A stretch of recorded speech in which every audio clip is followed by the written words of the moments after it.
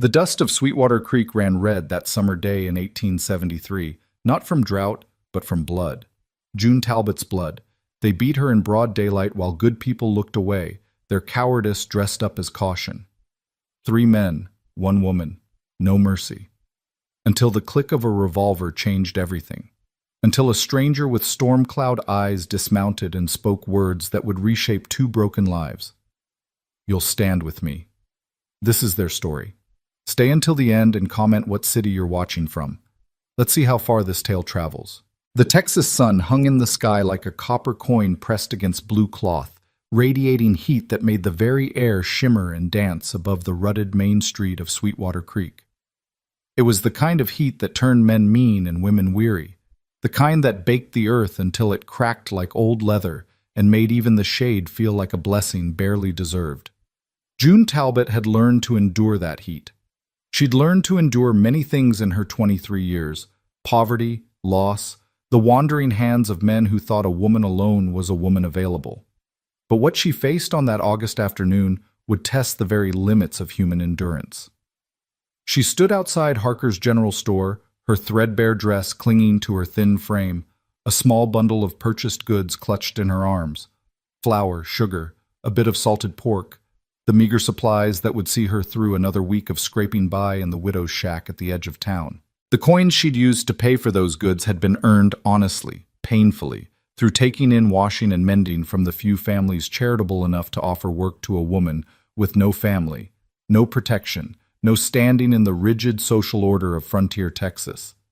She'd just stepped off the wooden boardwalk when she heard his voice. "There she is, the thieving bitch!" June's blood turned to ice water despite the heat. She knew that voice. Blake Harker, son of the store's owner, a young man whose sense of entitlement exceeded his intelligence by a considerable margin. She turned slowly, carefully, her hands tightening on her bundle. Blake stood in the doorway of his father's store, his face flushed with more than just heat, his eyes bright with malicious purpose. Behind him stood 2 of his constant companions, Virgil Kane, a ranch hand with a reputation for cruelty, and Pete Sutter, whose weak chin and weaker character made him the perfect follower for any man mean enough to lead. "I don't know what you're talking about," June said quietly, her voice steady despite the fear beginning to coil in her stomach like a rattlesnake preparing to strike. "I paid for everything in this bundle. Your father took my money not 5 minutes ago." "Liar!" Blake descended the steps with theatrical fury, his boots hammering against the wood. "You took money from the register. I saw you. My father's old and his eyes are failing, but mine work just fine." It was a lie. June knew it. Blake knew it. And she suspected, with a sinking certainty, that this had nothing to do with theft and everything to do with the night 2 weeks prior when Blake had cornered her behind the saloon, his whiskey-soaked breath hot against her face as he tried to kiss her, to paw at her dress, to take what she had no intention of giving. She'd slapped him then, hard enough to leave a mark, hard enough to wound his pride in front of the 2 friends who'd been watching. This was revenge, simple, cruel, and wrapped in the respectable clothing of civic duty. "I took nothing," June said, lifting her chin even as her heart hammered against her ribs. "You're angry because I won't—" "Shut your lying mouth!" Blake closed the distance between them in 3 quick strides, and before June could react, he'd grabbed the bundle from her arms and hurled it into the street. Flour exploded in a white cloud. The precious pork landed in a puddle of standing water. Sugar scattered across the dust like dirty snow. June stared at her ruined supplies. A week's food, a week's hard-earned money, gone in an instant. Something inside her snapped. "You bastard!" she breathed, and then louder. "You cowardly, lying bastard!" Blake's hand cracked across her face with enough force to snap her head sideways. The blow sent her stumbling, and she might have fallen if she hadn't caught herself against a hitching post. Her cheek blazed with pain. The metallic taste of blood filled her mouth. "I'll teach you respect," Blake snarled, advancing on her. "I'll teach you what happens to women who think they're too good for a Harker."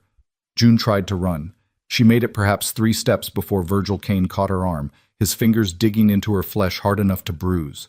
He yanked her backward, and she collided with Pete Sutter, who shoved her forward again, directly into Blake's fist. This blow caught her in the stomach, driving the air from her lungs in a painful whoosh. June doubled over, gasping, her vision sparking with black dots. Through the roaring in her ears, she heard laughter. Male laughter, cruel and delighted. "Not so high and mighty now, are you?" Blake's voice seemed to come from very far away. "Not so quick with that sharp tongue?" A boot caught her in the ribs, she couldn't tell whose, and June went down hard, her palms scraping against the rough dirt of the street. She tried to curl into herself, to protect her vital organs the way a wounded animal might, but there were too many of them, and they were too strong. Another kick, this one to her back. Pain exploded along her spine. June cried out, the sound torn from her throat before she could stop it, and that cry seemed to excite them further. "Should have been nicer to Blake," Virgil said, his voice thick with satisfaction as his boot connected with her shoulder. "Should have shown some gratitude when a good man like him took an interest." June's face was pressed against the dirt now, red dust filling her nose and mouth. She could taste it, could feel it grinding between her teeth. Above her, the three men circled like wolves around a downed deer, taking turns delivering blows that felt like they were breaking her apart from the inside.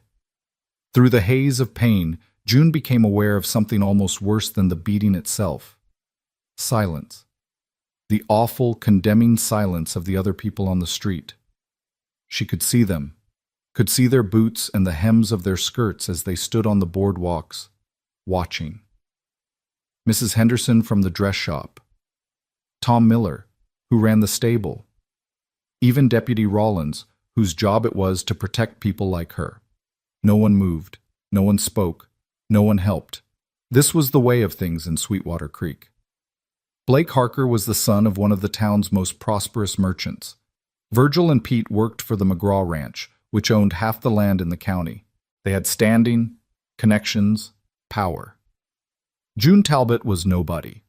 A widow woman with no family, no money, no friends willing to risk themselves on her behalf. In the harsh arithmetic of frontier justice, she counted for nothing at all. "That's enough now, boys." This was a new voice, Sheriff Dugan, his tone weary rather than authoritative. "You've made your point. Let her be." "She's a thief," Blake panted, his face flushed with exertion. "She needs to learn."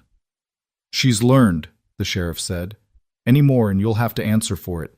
Even a woman like that don't deserve to be beat to death in the street." A woman like that. The words cut deeper than any boot or fist. June squeezed her eyes shut, willing herself to disappear, to die, to simply cease existing in this moment of absolute humiliation and pain. Blake spat in the dirt inches from her face. "All right then. Reckon she knows her place now." Their footsteps retreated. The crowd began to disperse. Their entertainment concluded, eager to return to the mundane business of their mundane lives. Within moments, the street was nearly empty again, as if nothing had happened at all. June lay in the dirt, each breath a knife in her ribs, and tried to move. Her right arm responded sluggishly. Her left didn't respond at all. Something was broken inside her. She could feel it, could feel the wrongness in her body like a discordant note in a familiar song. She managed to roll onto her side, a movement that sent fresh waves of agony cascading through her torso. Her vision swam. Her dress was torn, she realized dimly. Torn and soaked with blood. Her blood, and dust and God knew what else. She must look like something dragged behind a horse. "Get up," she told herself fiercely. "Get up before they come back. Get up and run and hide and maybe you'll survive this." But her body wouldn't obey. She was broken. They'd broken her. And as she lay there in the red Texas dust under the merciless August sun, June Talbot felt something inside her begin to crack, something deeper than bone, more essential than flesh. It was hope, she realized. Hope was finally, irrevocably breaking. She'd held on to it for so long. Through her husband's death from typhoid 3 years prior, through the loss of their small farm when she couldn't work it alone, through every slight and insult and wandering hand in this miserable town. She told herself that if she just worked hard enough, kept her head down, minded her manners, things would get better. But things didn't get better. Not for women like her. Not in places like this. Just close your eyes, she thought. Close your eyes and let go. It'll be easier that way. The sun was making her dizzy, or maybe that was blood loss, or maybe both. June's eyes began to drift shut, her consciousness starting to slip away from the pain, from the humiliation, from the awful knowing that nobody cared whether she lived or died. Then she heard it. A sound so ordinary, so out of place, that at first she thought she might be hallucinating. The steady, rhythmic clip-clop of a horse's hooves on hard-packed earth. The sound grew closer, stopped. She heard leather creaking, a saddle settling as its rider dismounted, boots on the ground moving toward her with purposeful strides. "Jesus Christ," a man's voice breathed, and it was a voice June had never heard before, deep and rough and carrying an accent that suggested origins somewhere north and east of Texas. She forced her eyes open, squinting against the brutal sunlight. A shape moved into her limited field of vision, blocking out the sun, and for a moment all June could see was a silhouette. Broad shoulders, a wide-brimmed hat, the unmistakable outline of a gun belt slung low on narrow hips. Then he crouched down, bringing his face level with hers, and June found herself looking into the most extraordinary eyes she'd ever seen. They were gray, not the soft gray of morning mist, but the dark, turbulent gray of storm clouds rolling in before a twister. Eyes that had seen violence and delivered it, eyes that missed nothing, eyes that looked at her not with pity or disgust, but with something she couldn't quite name. Recognition, maybe. The recognition of one broken thing seeing another. "Easy now," the man said softly. "Don't try to move. Let me look at you first." His hands, large, calloused, surprisingly gentle, moved over her with practiced efficiency, checking for breaks, assessing damage.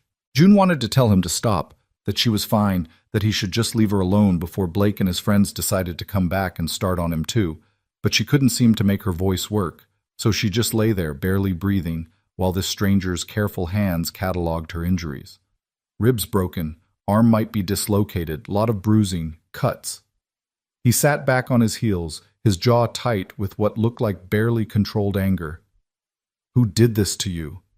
June managed to work her mouth enough to croak out a single word. "Don't. Don't what? Don't ask. Don't get involved. They'll what?" The man's voice had gone very quiet, and June had heard enough violence in her life to recognize the particular quality of that quiet. It was the stillness before a gun fired. "Tell me their names." "Please," June whispered. "Just leave me. Not your problem." Something shifted in those storm cloud eyes, something that might have been pain or might have been fury or might have been both.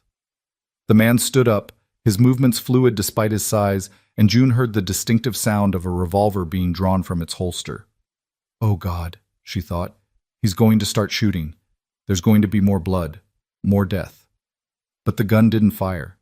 Instead, the man walked a few paces away from her, his boots crunching in the dirt, and when he spoke again, his voice carried across the nearly empty street with the clarity of a church bell. "The men who did this. I know you're watching. I know you're close by, feeling real proud of yourselves for beating on a woman half your size." A pause, loaded with menace. "I'm giving you one chance to make this right. One chance to come out here and face someone who can fight back." Silence. June tried to turn her head to see what was happening, but the movement sent such a wave of nausea through her that she had to stop, breathing hard through her nose. "No? Nobody wants to step up?" The man's voice dripped with contempt. "Didn't think so. Cowards rarely do." He holstered his gun and returned to June's side, and this time when he crouched down, there was a softness in his expression that contrasted sharply with the hardness in his voice moments before. "I'm going to pick you up now," he said. "It's going to hurt. I'm sorry for that. But I can't leave you lying in the street like this." "Don't," June tried to protest, but her voice failed again. "Yeah, I know. Not my problem. Don't get involved." The man slipped one arm under her knees, another behind her shoulders, cradling her broken body against his chest as he stood. "Well, I never was good at minding my own business." The pain of being moved was extraordinary. June couldn't help the cry that escaped her lips, couldn't stop the tears that spilled from her eyes. But through it all, she was aware of the steadiness of the man's hold, the way he adjusted his grip to cause her the least possible discomfort, the gentleness with which he navigated the step up onto the boardwalk. "Doc Brennan," he called out, "I need you, now!" A door opened somewhere to June's right. "Good Lord, what happened?" "What does it look like happened?" The man's voice was tight with controlled rage. 3 men decided to teach a lesson to a woman who couldn't defend herself. "Where do you want her?" "Back room, this way." June felt herself being carried through a doorway into blessedly cool dimness. The smell of carbolic and laudanum filled her nose, the distinctive scent of a doctor's surgery. She was lowered onto something soft, a table, maybe, or a cot. "I'll need to examine her properly," Doc Brennan was saying. "You'll have to wait outside." "Like hell I will." "This is a medical examination, not a public spectacle. Out." A long pause. Then, incredibly, June felt a hand close gently around hers. The stranger's hand, rough and warm and somehow comforting. "I'll be right outside that door," he said. And though he was speaking to the doctor, June knew the words were meant for her. "Nobody's going to hurt you again. I give you my word on that." June wanted to tell him that words didn't mean much in Sweetwater Creek, that promises were as worthless as Confederate scrip, that he should just leave while he still could.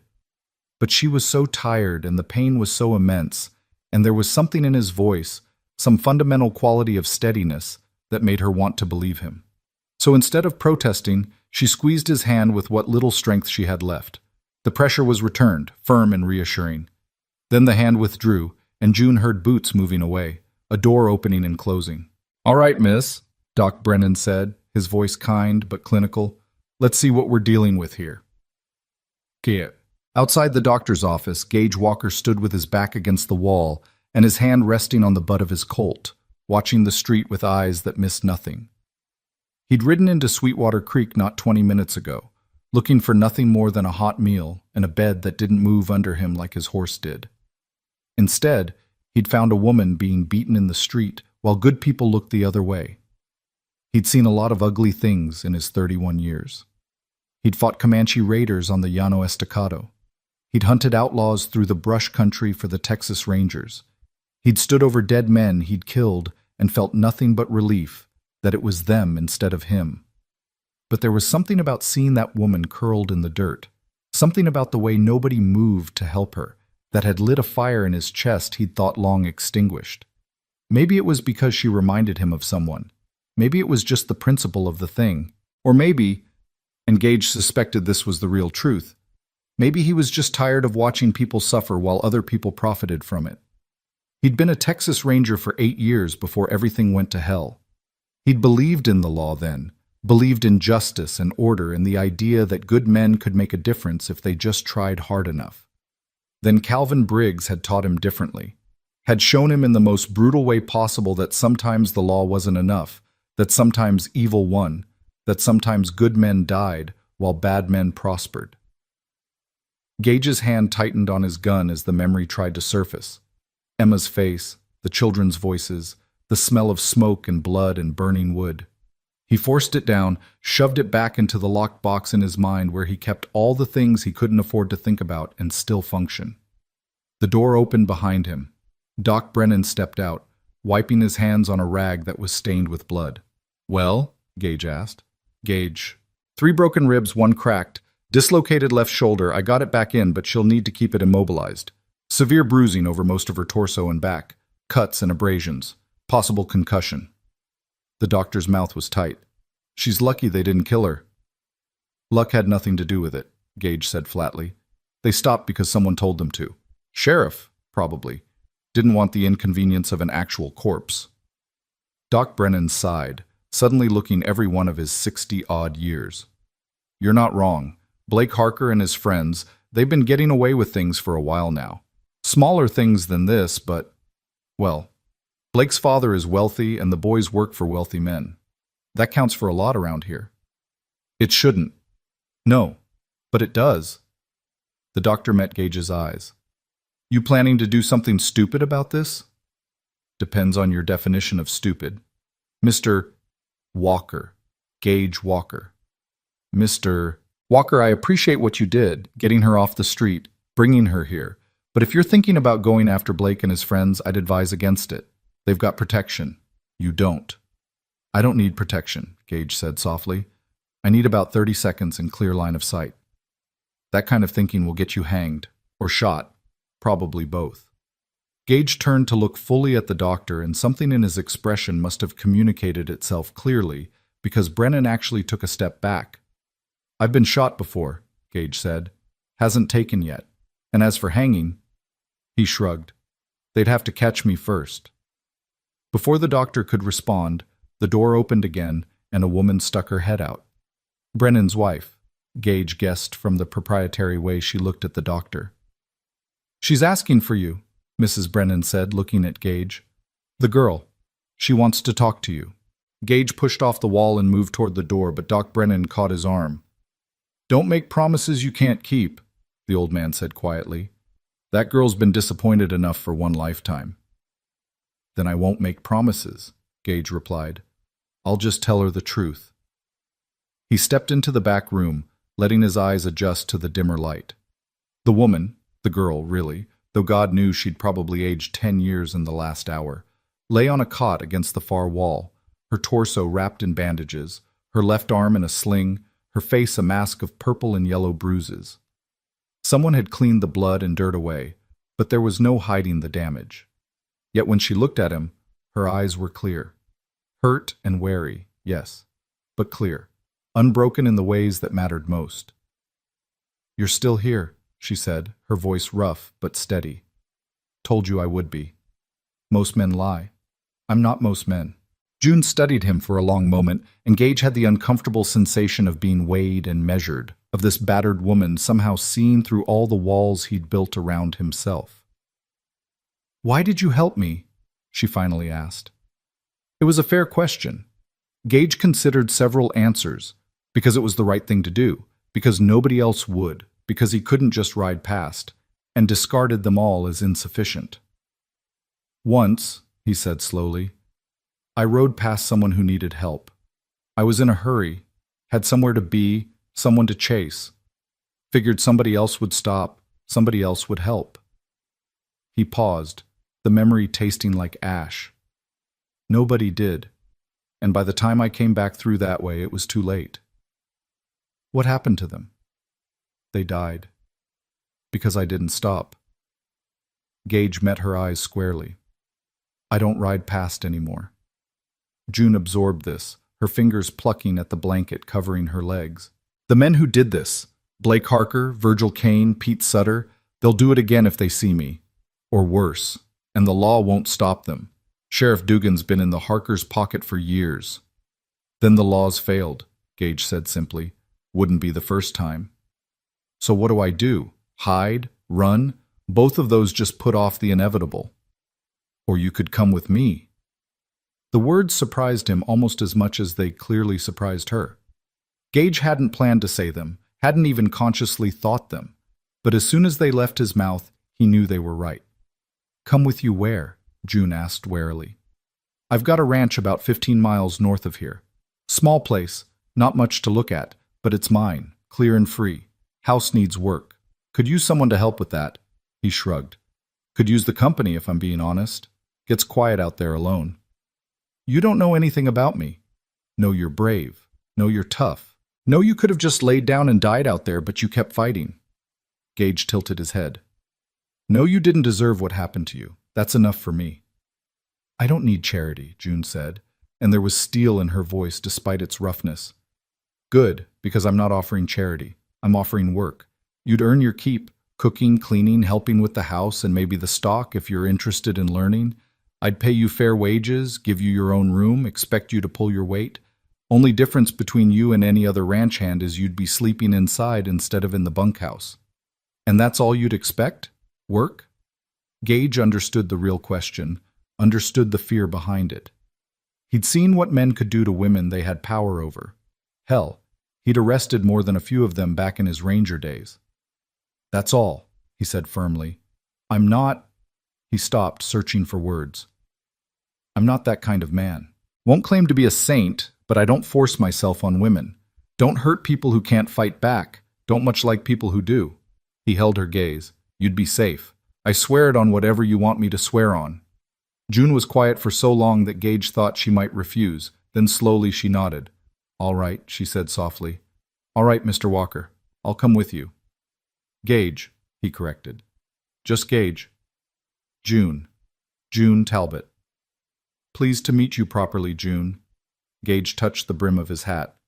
Though I wish it was under better circumstances.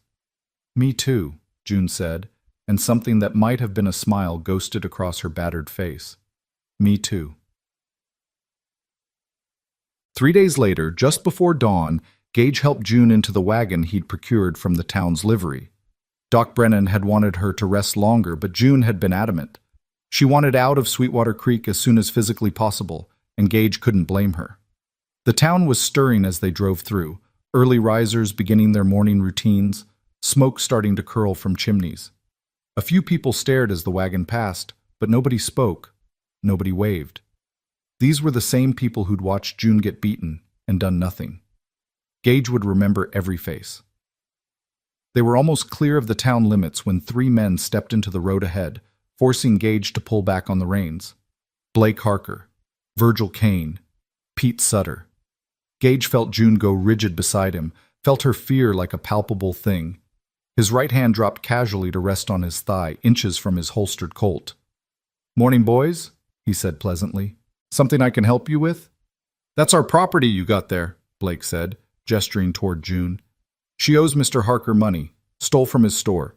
Can't just let her ride off before she pays what's owed. Funny, Gage replied, his voice still light. Doc Brennan told me she paid for everything she took. Said your father confirmed it. So either the doc's lying, or you are. He paused. I'm inclined to believe the doc. You calling me a liar? Blake's hand moved toward his gun. No need to call you what you obviously are. Now step aside. Or what? Virgil had moved to flank them, his own hand on his weapon. You're going to take on all 3 of us? Bad odds, stranger. Gage smiled, but there was nothing friendly in it.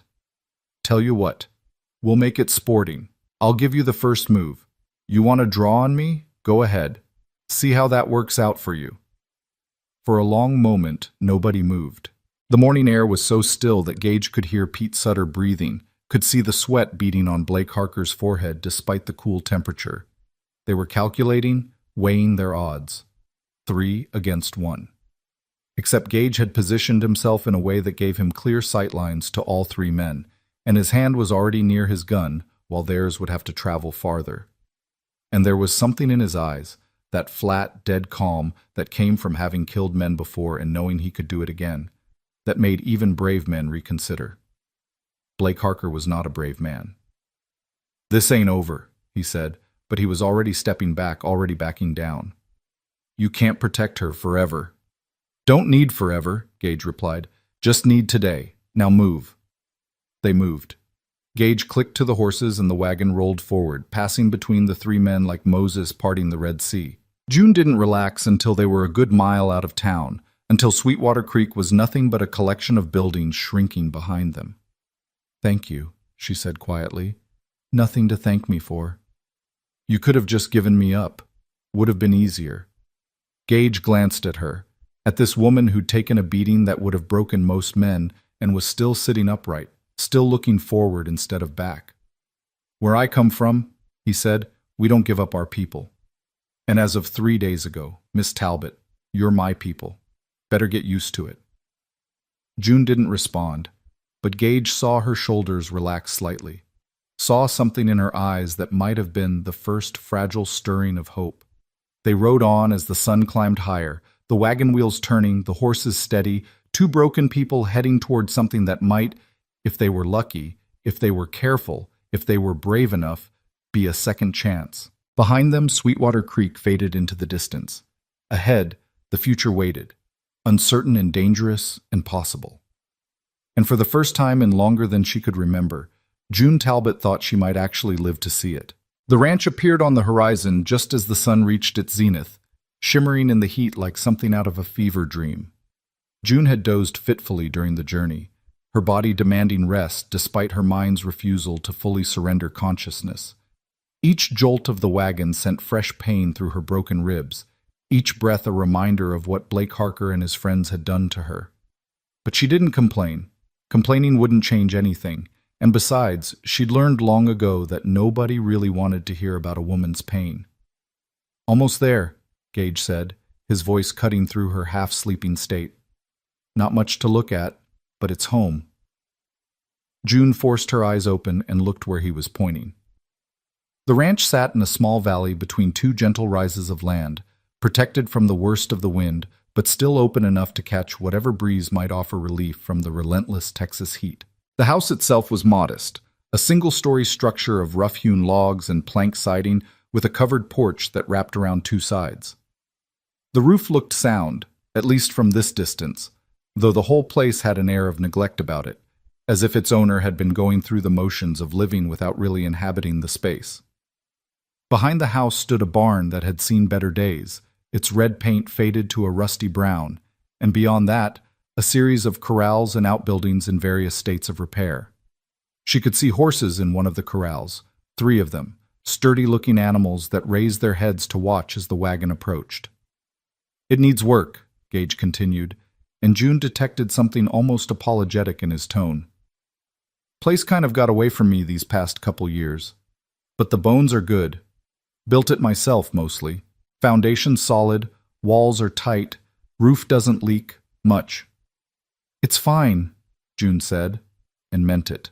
Compared to the widow's shack she'd been living in back in Sweetwater Creek, a place barely larger than a chicken coop, with gaps in the walls wide enough to see daylight through. This looked like a palace. "It's more than fine." Gage guided the wagon up to the house and set the brake. Before June could attempt to climb down herself, he was around to her side, reaching up to help her.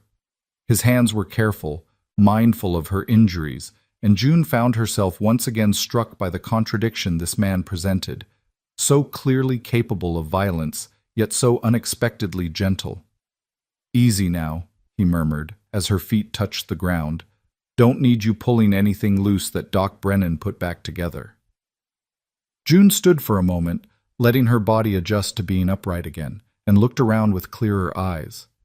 Up close, the ranch showed more signs of neglect than she'd noticed from a distance.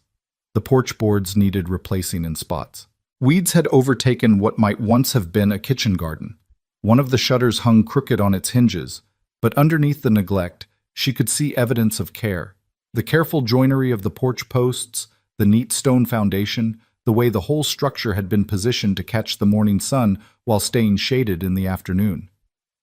"You said you built this yourself?" she asked. "Most of it. Had help with the heavy timber work, but yeah, the rest was me." Gage moved past her to unlock the front door. "Built it about 5 years back when I thought—" He stopped abruptly, and June saw his jaw tighten. "Well, when things were different." He pushed the door open and stepped inside, and after a moment's hesitation, June followed. The interior was dim and cool after the brightness outside, and it took her eyes a moment to adjust. When they did, she found herself standing in a main room that served as both kitchen and living area. A large stone fireplace dominated one wall, with a cast-iron stove set into it for cooking. A rough-hewn table with 4 chairs occupied the center of the space. Against another wall stood a dresser and what looked like a rocking chair, though it was covered with a sheet. Everything was covered with a fine layer of dust, and the air had that stale quality of a place that hadn't been properly lived in for a long time. "Like I said," Gage muttered, surveying the space with what looked like embarrassment, "needs work." "It just needs cleaning," June replied, running a finger along the table and examining the dust that came away. "And maybe airing out. Nothing that can't be fixed with elbow grease and time." "Your room's through here."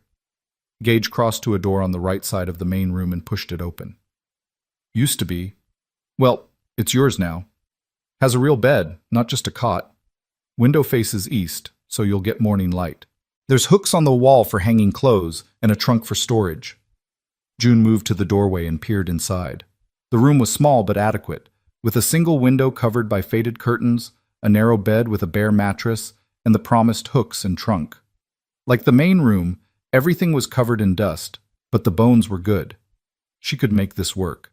"It's perfect," she said, and saw something like relief flicker across Gage's face. All right then, I'll bring in your things. Well, you don't really have things, do you? Doc Brennan's wife packed you a bag with some clothes she thought might fit. I'll grab that. He paused in the doorway, seeming suddenly uncertain. You should rest. I know you're probably sick of hearing that, but you took a hell of a beating, and the wagon ride out here didn't help. I've got work to do outside anyway. Horses need tending, fence line needs checking. You just make yourself comfortable, such as it is. Gage, June said, and he turned back.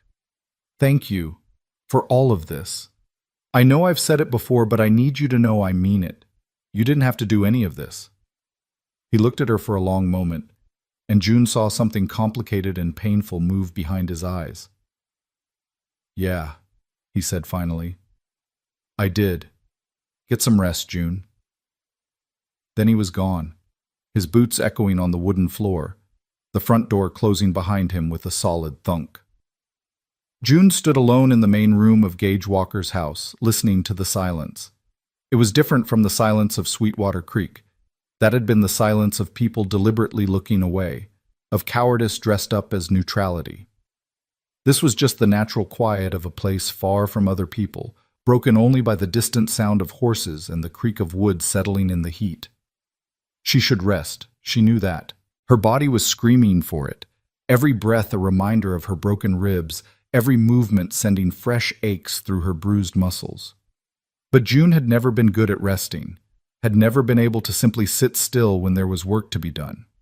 And looking around this dusty, neglected house, she could see plenty of work that needed doing. Besides, if she laid down now, she'd think. And thinking would lead her back to Sweetwater Creek, back to Blake Harker's fists and boots, back to the faces of all those people who'd watched and done nothing. She couldn't afford to go back there, not even in her mind. Not yet. Maybe not ever. So instead, June set about making this house into something that felt less like a tomb and more like a home. She started with the basics, opening windows to let in fresh air, sweeping dust from surfaces, shaking out the sheet that covered the rocking chair. The work was harder than it should have been, her injuries making every movement an exercise in careful calculation. Reaching above her head pulled at her broken ribs, bending down made her dizzy. But she persisted, moving slowly and methodically, taking breaks when the pain got too intense, then starting again when it became bearable. As she worked, June began to notice things about the house. Small things that told stories about the man who lived here. The way the kitchen was laid out with surprising efficiency, everything within easy reach, suggesting someone who actually cooked rather than just heating beans from a can. The books on a shelf near the fireplace, not many, but well worn, suggesting they'd been read multiple times.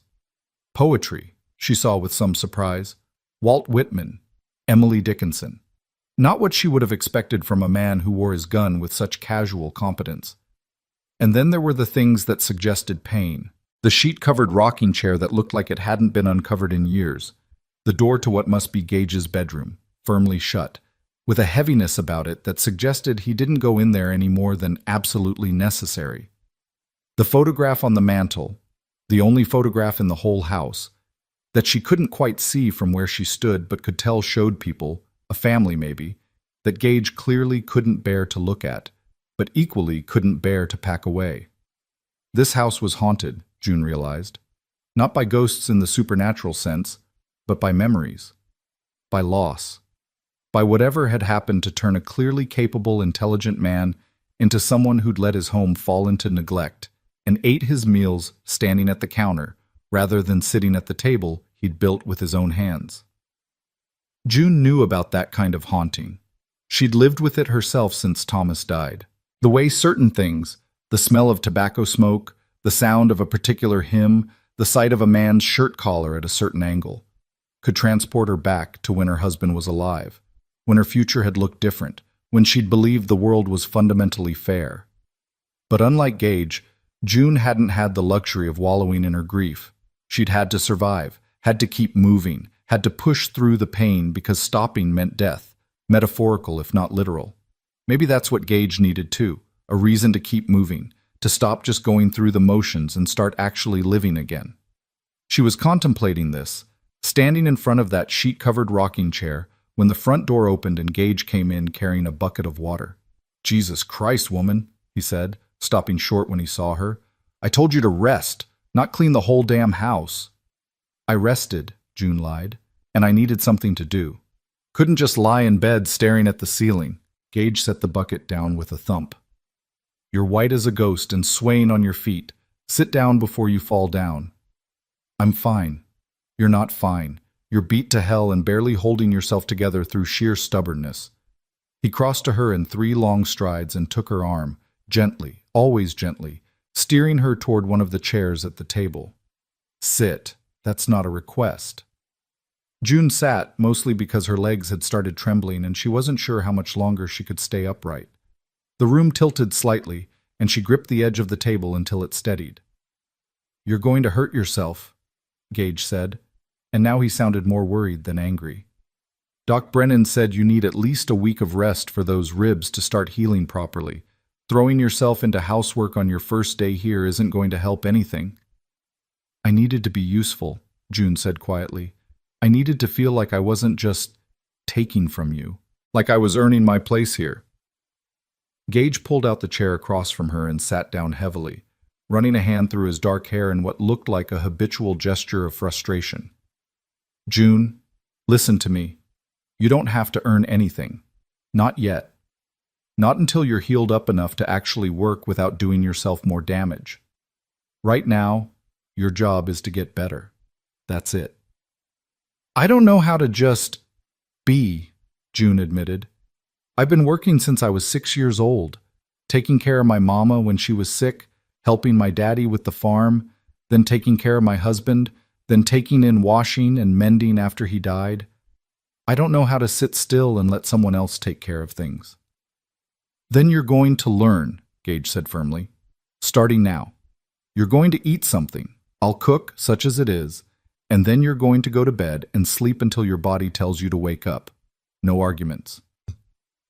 June wanted to argue anyway, wanted to insist that she was fine, that she didn't need coddling, that she could handle more than he gave her credit for. But looking at his face, at the set of his jaw and the determined look in those storm cloud eyes, she realized that arguing would be pointless. Gage Walker had made up his mind, and June suspected that once he did that, moving him was about as easy as moving a mountain. All right, she said finally, but tomorrow? Tomorrow we'll see how you feel. One day at a time, June. That's how this works. He stood and moved to the kitchen area, pulling ingredients from the shelves in the cold box. Salt pork, beans, some withered potatoes, a few sad-looking onions. Nothing fancy, but June's stomach growled at the thought of actual food. She couldn't remember the last time she'd eaten a proper meal. Before the beating, certainly. Before Blake Harker's fist had driven into her stomach and made her throw up what little she'd had in there. She watched Gage work, noting the economical efficiency of his movements, the way he wielded a knife with the same casual competence he showed with his gun. He didn't talk while he cooked, and June didn't try to force conversation. The silence between them was surprisingly comfortable, companionable in a way that felt rare and precious. The food, when he served it, was simple but good. Beans and salt pork fried up with the potatoes and onions, seasoned with salt and pepper and something else she couldn't quite identify. They ate at the table, and June tried not to think about how long it had probably been since Gage had actually sat down for a meal like a civilized person instead of eating standing up or not at all.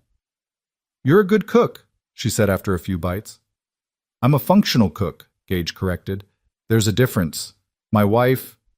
He stopped abruptly, his fork frozen halfway to his mouth, and June saw the color drain from his face. It was the first time he'd mentioned having a wife, and from his reaction, June understood that it hadn't been intentional. You don't have to talk about it, she said softly. Not if you don't want to. Gage set his fork down, his appetite apparently gone. Her name was Emma, he said, his voice rough. She was the one who was good at cooking. Made things taste like they actually mattered, you know? Like meals were occasions, not just fuel. He stared at his plate. I haven't sat at this table since... It's been 3 years. I haven't been able to.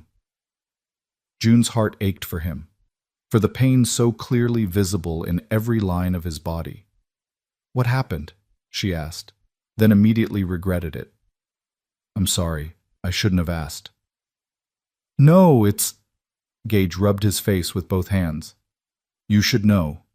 If you're going to be living here, you should know why I am the way I am. He stood abruptly, pacing to the window and staring out at the lengthening shadows. When he spoke again, his voice was distant, as if he was recounting something that had happened to someone else. I was a Texas Ranger. 8 years on the force, chasing outlaws and Comanche raiders and every other kind of trouble you could imagine. Good at my job. Maybe too good. Made a name for myself tracking men nobody else could find. And that's how I met Emma. Her brother was a ranger too. Got himself shot up pretty bad going after a gang of cattle rustlers. I rode with him to the hospital in Austin, and there she was, his sister, taking care of him. A ghost of a smile crossed Gage's face. Prettiest woman I'd ever seen. Smart too, and funny, and completely unimpressed by my reputation. We got married 6 months later. Built this house the year after that. Had 2 kids, a boy and a girl, Samuel and Mary. Thought I had everything figured out. His hands gripped the windowsill, knuckles going white. Then I got assigned to hunt Calvin Briggs. You heard of him? June shook her head. He is, one of the worst men I've ever had the misfortune to cross paths with. Killer, rapist, arsonist. Left a trail of bodies from the Rio Grande to the Oklahoma border. The Rangers wanted him bad, and they gave me the job of bringing him in. I was so damn sure of myself. So certain I'd catch him, make him pay for what he'd done. Gage turned from the window, and June saw that his eyes were wet. I chased him for months. Got close a few times, but he always slipped away. And while I was off chasing ghosts, Briggs sent his men here, to my home, to my family. June's breath caught in her throat. She didn't want to hear the rest, didn't want to know the terrible thing that had broken this strong man so completely. But she couldn't bring herself to stop him either. They killed them, Gage said flatly. Emma, Samuel, Mary, burned the house, this house, with them inside it. Left a message carved into the barn door. Stop chasing or more people die. By the time I got word and rode back, there was nothing left but ashes and bodies. Oh God, June whispered. Gage, I'm so sorry.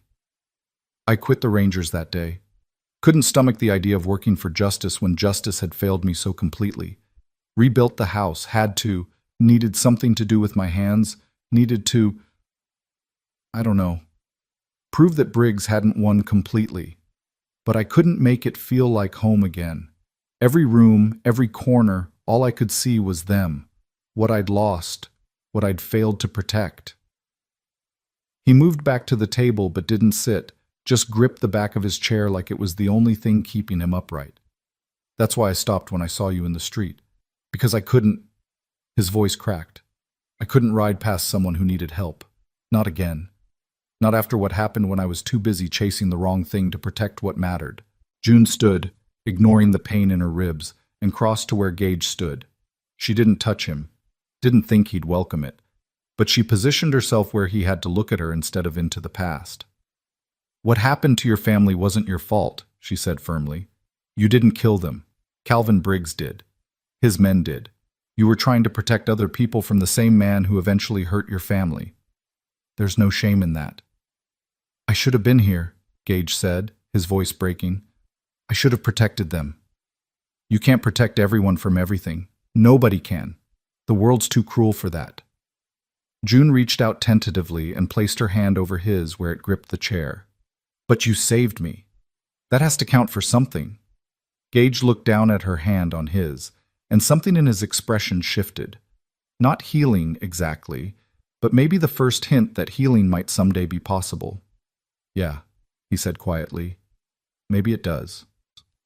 They stood like that for a long moment, 2 broken people finding unexpected solace in shared pain. Then Gage gently extracted his hand and cleared his throat. You should get some rest, he said, his voice rough but steadier. It's been a long day. June wanted to argue, wanted to stay and talk more, to somehow ease the terrible burden she could see him carrying. But her body had reached its limit. The combination of pain, exhaustion, and emotional intensity had left her feeling wrung out and hollow. All right, she agreed. But Gage, thank you for telling me, for trusting me with that. He nodded, not quite meeting her eyes. Good night, June. Good night. June made her way to the small bedroom Gage had given her, each step an effort.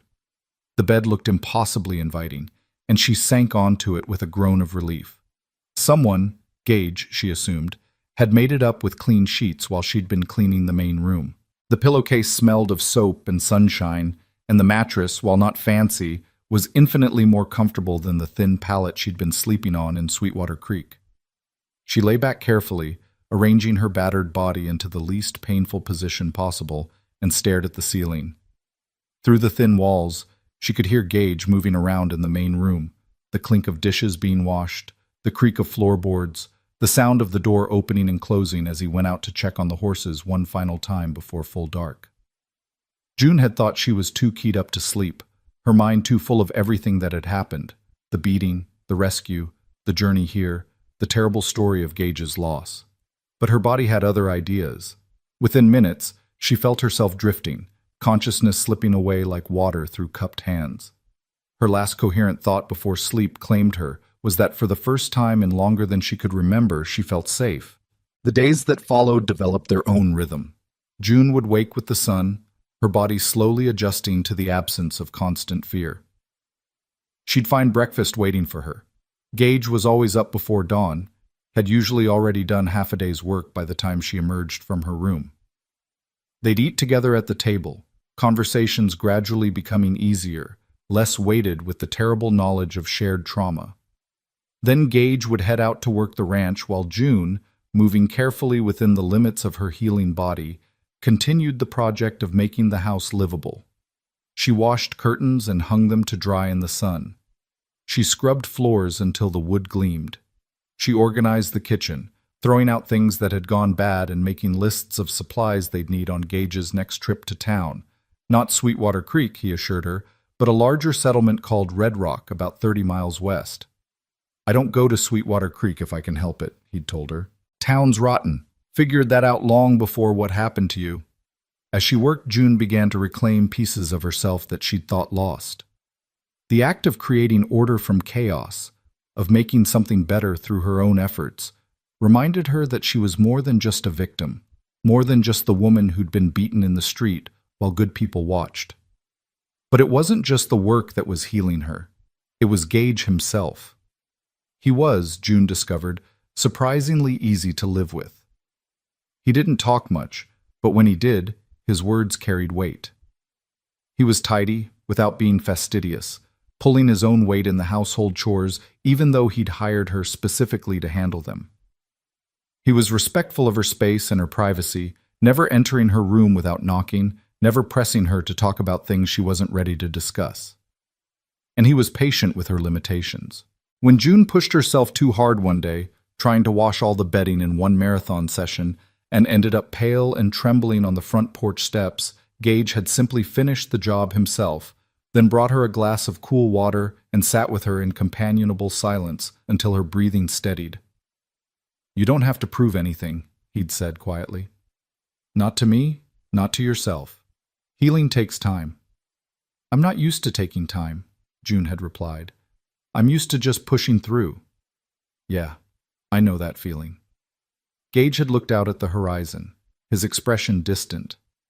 But there's a difference between being tough and being stubborn, and pushing yourself too hard when you're healing is just stubborn. Your body's trying to fix itself. Let it do its job.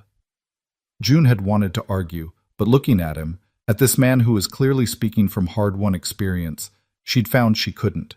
So she'd just nodded and sipped her water and tried to accept that maybe, just maybe, it was okay to not be okay for a while. A week passed, then two.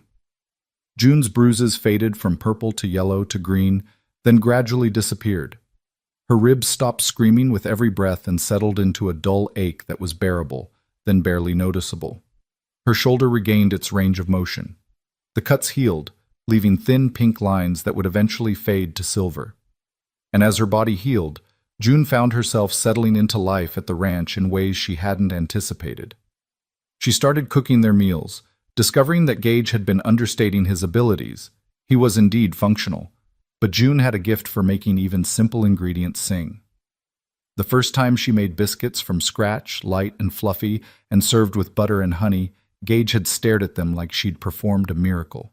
"Emma used to make biscuits like these," he'd said quietly, and June had held her breath, waiting to see if the comparison would hurt him. But instead, he'd smiled. A real smile, small but genuine. "Thank you." She also discovered that she had a way with the horses. Gage kept 3 of them, his own mount, a rangy buckskin gelding named Dust, a sturdy bay mare called Rosie who did most of the heavy work around the ranch, and a younger paint horse named Patches who was still being trained. June had always liked horses, had helped her father with them on the farm when she was young, and she found herself drawn to the barn in the afternoons when the worst of the heat had passed. "You've got good hands," Gage observed one evening, watching her brush down Rosie with long, steady strokes. "Horses can tell when someone's afraid of them or trying to dominate them. You're doing neither, just being with them." "My daddy used to say that horses are honest," June replied, running the brush along Rosie's neck. "They don't lie about how they're feeling or what they need. If you're willing to listen, they'll tell you everything." "Smart man, your father." "He was." June paused in her brushing, memory washing over her. "Died when I was 15. Drought took our crops, took our livestock. Took him too, eventually. His heart just gave out from the stress of it all. Mama followed him within the year. That's when I married Thomas. Didn't love him, not really, but I needed someone to take care of me and he needed someone to take care of his house.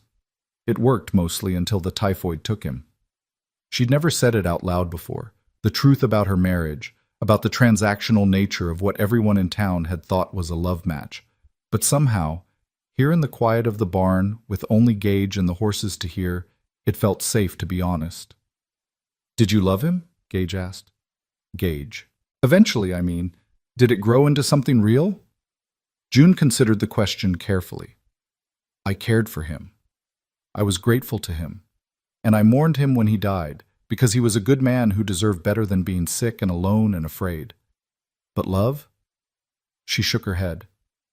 "No, I don't think I ever loved him. I'm not sure I knew how." "You were young." "I was desperate," June corrected. "There's a difference." They fell into silence, but it was the comfortable kind that had become familiar between them. June returned to brushing Rosie, and Gage leaned against the stall door, watching in that still way he had, like he was cataloging every detail for future reference. "Can I ask you something?" June said after a while. "Sure." "Why haven't you hired anyone else to help with the ranch? It's a lot for one man to handle alone. The horses, the cattle, the maintenance. You could afford to bring on a hand or two." Gage was quiet for so long that June thought he might not answer. Then he sighed. "After Emma and the kids died, I couldn't stand having other people around. Couldn't stand their sympathy, their careful words, the way they'd look at me like I might break at any moment. So I sent away the hands I had and decided to manage alone. Told myself it was about privacy, about not wanting strangers on my land. But really, it was about not having to see the pity in their eyes every day." "And now?" June prompted gently. "Now, I don't know. Having you here, it's different. You don't look at me like I'm broken. You look at me like I'm just a man. That's—" He paused, searching for words. "That's good. That's what I needed without knowing I needed it." June felt warmth spread through her chest, a feeling she hadn't experienced in so long she almost didn't recognize it. It wasn't attraction exactly, though she'd be lying if she said she hadn't noticed how Gage looked when he was working, the strength in his shoulders, the capable grace of his movements. But it was something deeper than that, something more fundamental. It was recognition. The sense of being truly seen by another person, not as a victim or a burden or a transaction, but as an equal. "You don't look at me like I'm broken either," she said softly. "Even though I am." "You're not broken," Gage said firmly. "You're healing. There's a difference." June set down the brush and turned to face him fully. "We're both healing then. Maybe that's why this works. We're broken in ways that fit together." Gage held her gaze, and June saw something shift in his expression. a crack in the armor he wore, a glimpse of the man he'd been before tragedy reshaped him. "Yeah," he said quietly, "maybe that's exactly it." The moment stretched between them, charged with something June couldn't quite name. Then Rosie snorted and shook her head, breaking the spell, and they both laughed, a little awkwardly, a little relieved. "I should start dinner," June said, suddenly aware of how close they were standing, of the warmth radiating from Gage's body in the cool dimness of the barn. "I'll finish up here and be in shortly," Gage replied, stepping back to give her room to pass. June walked back to the house in the gathering dusk, her mind churning. Something was changing between them, something that went beyond simple gratitude or shared trauma. She wasn't sure what to call it yet, wasn't sure if she should encourage it or resist it. All she knew was that for the first time since Thomas died, maybe for the first time in her entire life, she felt like she was exactly where she was supposed to be. That night, June made stew from salt pork and vegetables from Gage's struggling garden, which she'd started trying to resurrect.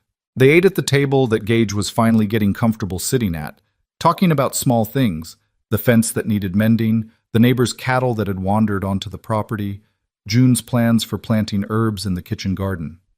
After dinner, as June washed dishes and Gage dried them, a routine they'd fallen into without discussion, he suddenly spoke. "I'm glad you're here, June. I know that's probably strange to say given how you ended up here, but I want you to know that this, you being here, it's making things better, making me better." June's hands stilled in the dishwater. "You're making me better too," she said honestly. "For the first time in longer than I can remember, I don't feel like I'm just surviving. I feel like I might actually be living." Gage set down the dish he'd been drying and turned to face her. "Then let's make a promise, you and me. We'll keep doing that. Keep living instead of just surviving. Keep moving forward instead of staying stuck in the past. Deal?" June dried her hands on her apron and extended one to him. "Deal." Gage took her hand, his grip warm and firm and solid, and June felt that crack in her own armor widen just a little bit more. They shook on it, this promise between two wounded people, and June thought that maybe, just maybe, they might actually be able to keep it. As she lay in bed that night, listening to the sounds of the ranch settling around her, June realized that the fear that had been her constant companion for so long had finally, quietly, begun to recede. She wasn't afraid anymore, not of the dark, not of the future, not of the vulnerability of letting someone matter to her. Blake Harker had tried to break her in that Sweetwater Creek street. But here, in this house built by a grieving man who'd given her a second chance, June was becoming something stronger than she'd ever been before. She was becoming herself, not someone's wife, not someone's victim, not someone defined by what had been done to her or what she'd lost. Just June. Just herself. And for the first time in her life, that felt like enough. Outside, a coyote called to the moon, its voice lonely and wild and free. June closed her eyes and let sleep take her, and her dreams, for once, were peaceful. The peace lasted exactly 3 weeks and 4 days. June knew because she'd been counting, not out of fear that it would end, but out of wonder that it had begun at all. 3 weeks and 4 days of waking without dread, of working without looking over her shoulder, of sitting on the porch with Gage in the evenings and watching the sun paint the sky in shades of orange and pink while they talked about everything and nothing. 3 weeks and 4 days of feeling almost normal, almost whole, almost safe. Then the riders came. It was late afternoon, and June was in the kitchen garden pulling weeds from around the tomato plants she'd coaxed back to life. The heat had broken slightly, autumn finally making its presence known in the cooling evenings and the subtle shift in the quality of light. She'd pushed her sleeves up past her elbows and tied her hair back with a strip of cloth, and she was humming, actually humming, as she worked. The sound of approaching hoofbeats cut through her contentment like a knife. June straightened slowly, her hand going instinctively to the small of her back where she'd taken to carrying the derringer Gage had given her 2 weeks prior. "Just in case," he'd said. "Probably won't need it, but I'd feel better knowing you had it." She'd protested that she didn't know how to shoot, and he'd spent the next 3 evenings teaching her, his hands guiding hers, his voice patient as he explained about sightlines and trigger pull and breathing steady. Now, As she watched three riders crest the ridge to the east and start down toward the ranch, June was grateful for those lessons. Her fingers closed around the Derringer's handle, drawing comfort from its solid weight. The riders were still too far away to make out clearly, but something about the way they moved, the deliberate quality of their approach, the way they spread out as they got closer, made the hair on the back of June's neck stand up. These weren't neighbors stopping by for a friendly visit. These were men with purpose, and June had learned the hard way that when men rode with purpose, women like her usually suffered for it. She backed toward the house, keeping her eyes on the approaching riders, and called out, "Gage!" He emerged from the barn almost immediately, his own hand already on his gun, his eyes scanning the horizon until they found what she'd seen. June watched his entire body go rigid, watched his face transform from relaxed to something hard and dangerous in the space of a heartbeat. "Get in the house," he said, his voice flat and cold in a way she'd never heard before. "Lock the doors. Don't come out unless I tell you to." "Who are they?" June asked, even as she continued backing toward the porch. "Trouble." Gage moved to intercept the riders, positioning himself between them and the house, between them and June. "Go. Now." June went, but she didn't lock herself inside like some helpless maiden in a storybook. Instead, she positioned herself just inside the doorway where she could see and hear everything while remaining mostly out of sight. The Derringer was in her hand now, and her thumb rested on the hammer, ready to cock it if needed. The three riders pulled up about 20 feet from where Gage stood, their horses stamping and blowing. June could see them clearly now, hard men, all of them, with the kind of faces that advertise violence as casually as a store might advertise dry goods. The one in the middle was older than the other two, maybe 50, with a scar running from his left eye down to his jaw. He wore his guns low on his hips, and there was something about the way he sat his horse that spoke of absolute confidence in his ability to use them. "Gage Walker," the scarred man said, and his voice was surprisingly cultured, almost pleasant. "It's been a long time." "Not long enough, Dutch," Gage replied. "What do you want?" "Now, is that any way to greet an old acquaintance? We've ridden a long way. Least you could do is offer us some water for our horses." "My well's over there." Gage jerked his head toward the trough by the barn, without taking his eyes off the riders. "Help yourselves, then ride out." Dutch, if that was really his name, smiled, and it was the most unsettling thing June had ever seen. "Can't do that, I'm afraid. We've got business with you." "I'm out of the business. Have been for 3 years. See, that's the thing about our line of work. You're never really out. Not when you know what you know. Not when you've seen what you've seen." Dutch leaned forward slightly in his saddle.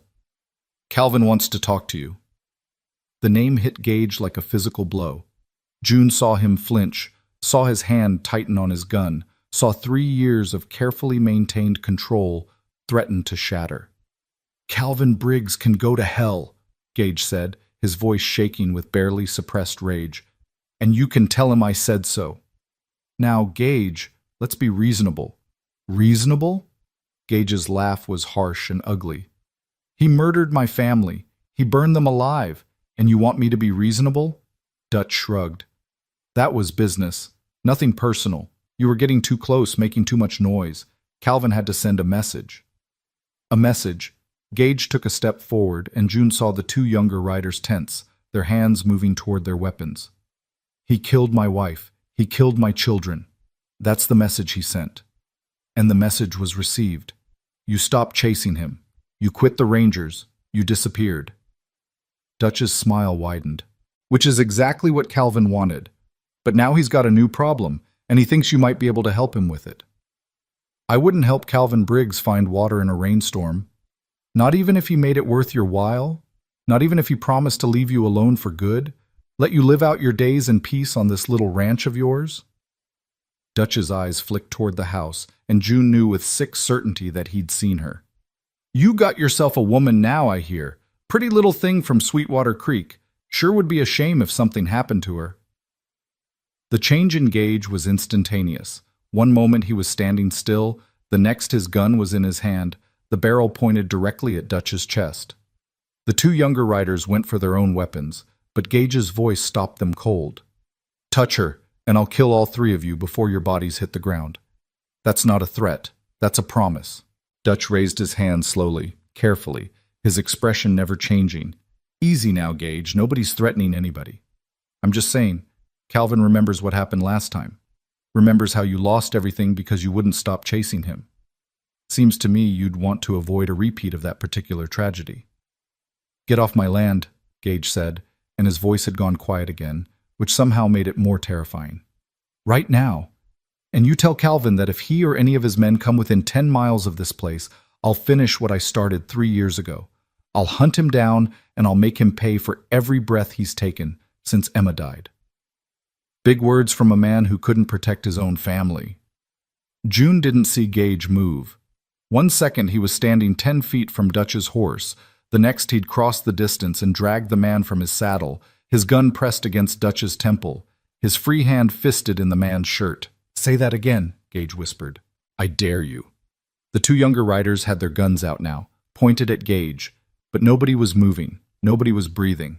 June's own gun was up and aimed, though she wasn't sure at which target, wasn't sure she could even hit anything from this distance. But she'd try. God help her, if those men shot Gage, she'd try. All right, Dutch said, his cultivated calm finally cracking. Point made. Let me up and we'll go. Gage held him for a moment longer, and June could see the war being fought behind his eyes. The desire to pull the trigger, to end this man's life and send a message back to Calvin Briggs written in blood. But finally, slowly, he released Dutch and stepped back, his gun still trained on the man's center mass. Dutch climbed to his feet, dusting off his clothes with shaking hands. You're making a mistake, Walker. Calvin's offering you a chance to square things, to put the past behind you both. You're too damn stubborn to take it.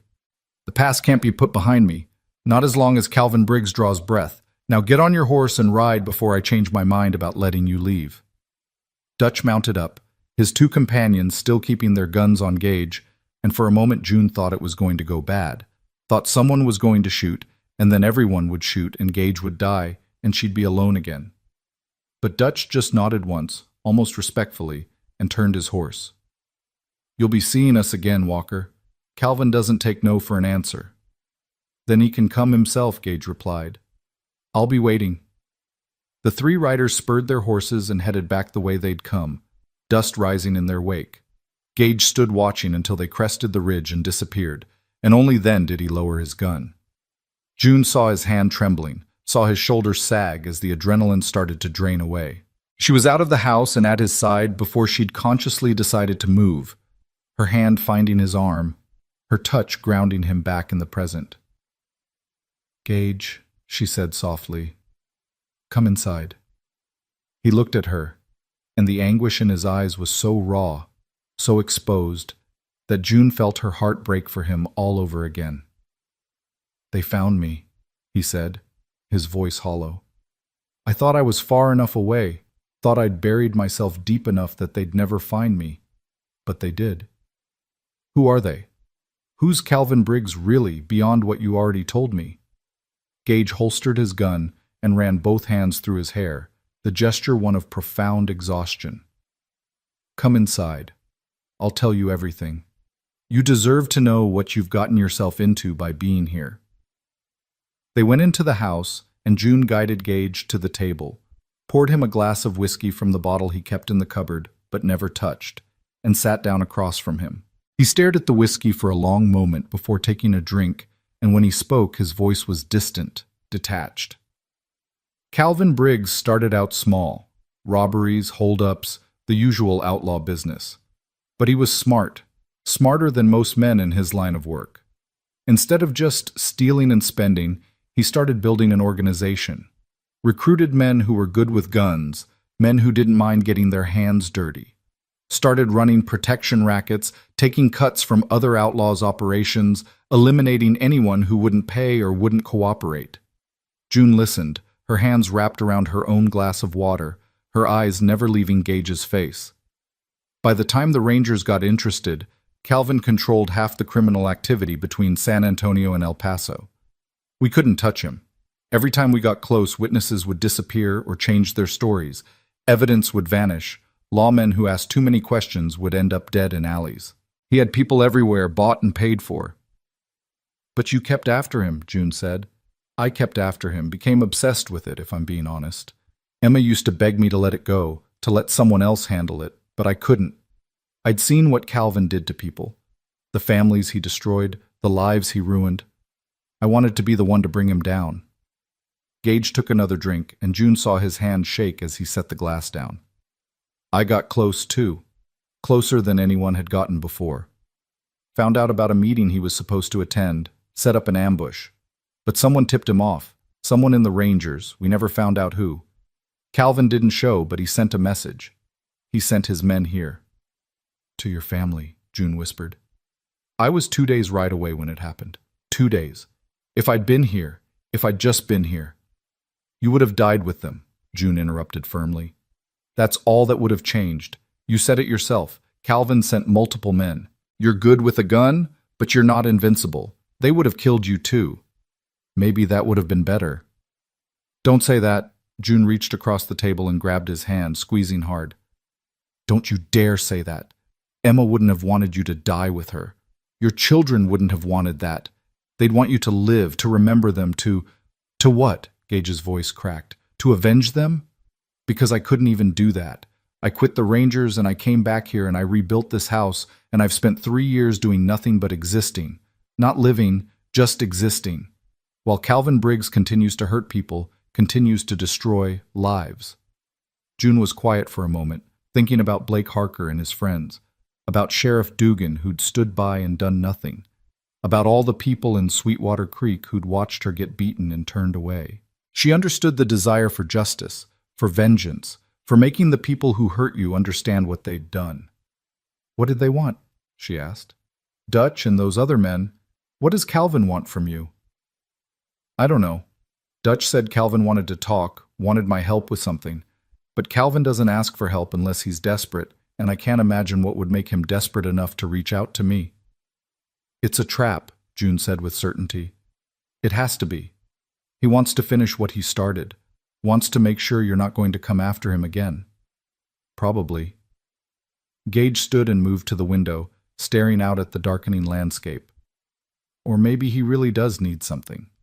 Calvin's smart, but he's also pragmatic. If he thinks I can help him with something, if he thinks I'm more useful alive than dead, he'll use that. Might even be telling the truth about leaving me alone afterward, in his own twisted way. You're not seriously considering helping him, June said, appalled. Not after what he did. No, God, no, but I need to know what he wants, need to understand what's happening. Because one thing I learned from chasing Calvin, he doesn't make moves without a reason.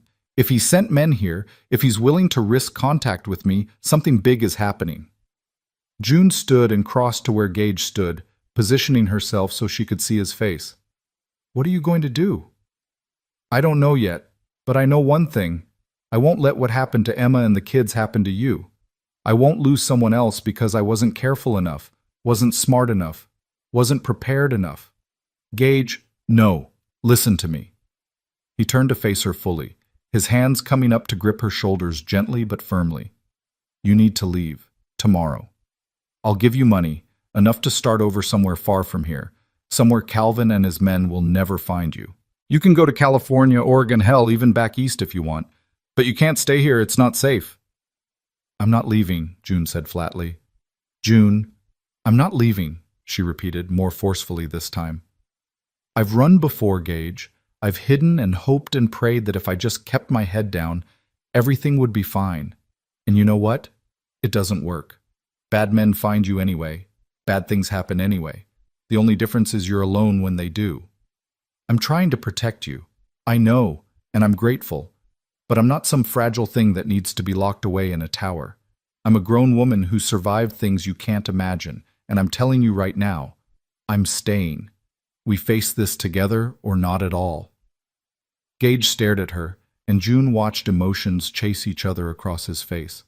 Frustration, fear, resignation, and something else, something that made her breath catch in her throat. You're the most stubborn woman I've ever met. We prepare. We make sure that if Calvin's men come back, and they will come back, we're ready for them. What do you need me to do? Can you shoot anything besides that Derringer? I can learn. Then tomorrow we start training. Really training, not just the basics. I'll teach you to use a rifle, how to reload under pressure, where to position yourself for the best defensive advantage. And we fortify the house. Barricades for the windows, extra ammunition stored in multiple locations, an escape route if things go bad. June nodded, feeling the weight of what they were discussing settle over her like a heavy coat. This was real. This was dangerous. People might die, probably would die, before this was over. But she'd meant what she said. She wasn't running. Not from this, not from Gage, not from whatever storm was coming. She'd spent her whole life being buffeted by forces beyond her control, being acted upon rather than acting. If Calvin Briggs's men came back, if violence found its way to this ranch again, at least this time she'd be ready. At least this time she wouldn't go down without a fight. That night, June lay in her bed staring at the ceiling, listening to the sounds of the house settling around her. She could hear Gage moving around in the main room, the creak of floorboards, the scrape of furniture being moved. He was already starting the preparations, already thinking through scenarios and angles and defensive positions. June should have been terrified. A month ago, the thought of armed men coming to kill her would have sent her into a panic. But lying there in the darkness, all she felt was a strange, cold clarity. She'd been beaten. She'd been broken. She'd been left for dead in the street while good people watched. She'd survived all of that. She'd survived and she'd found her way here, to this house, to this man who'd pulled her from the dust and given her a reason to keep fighting.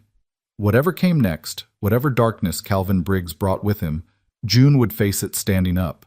She'd face it with Gage beside her, with a gun in her hand and fire in her blood. She'd face it the way Emma Walker probably would have faced it, protecting what was hers, defending the home she'd built, refusing to yield to the violence of evil men. June closed her eyes and let sleep take her, and if her dreams were troubled by visions of fire and blood and men on horseback, well, that was just preparation for what was to come.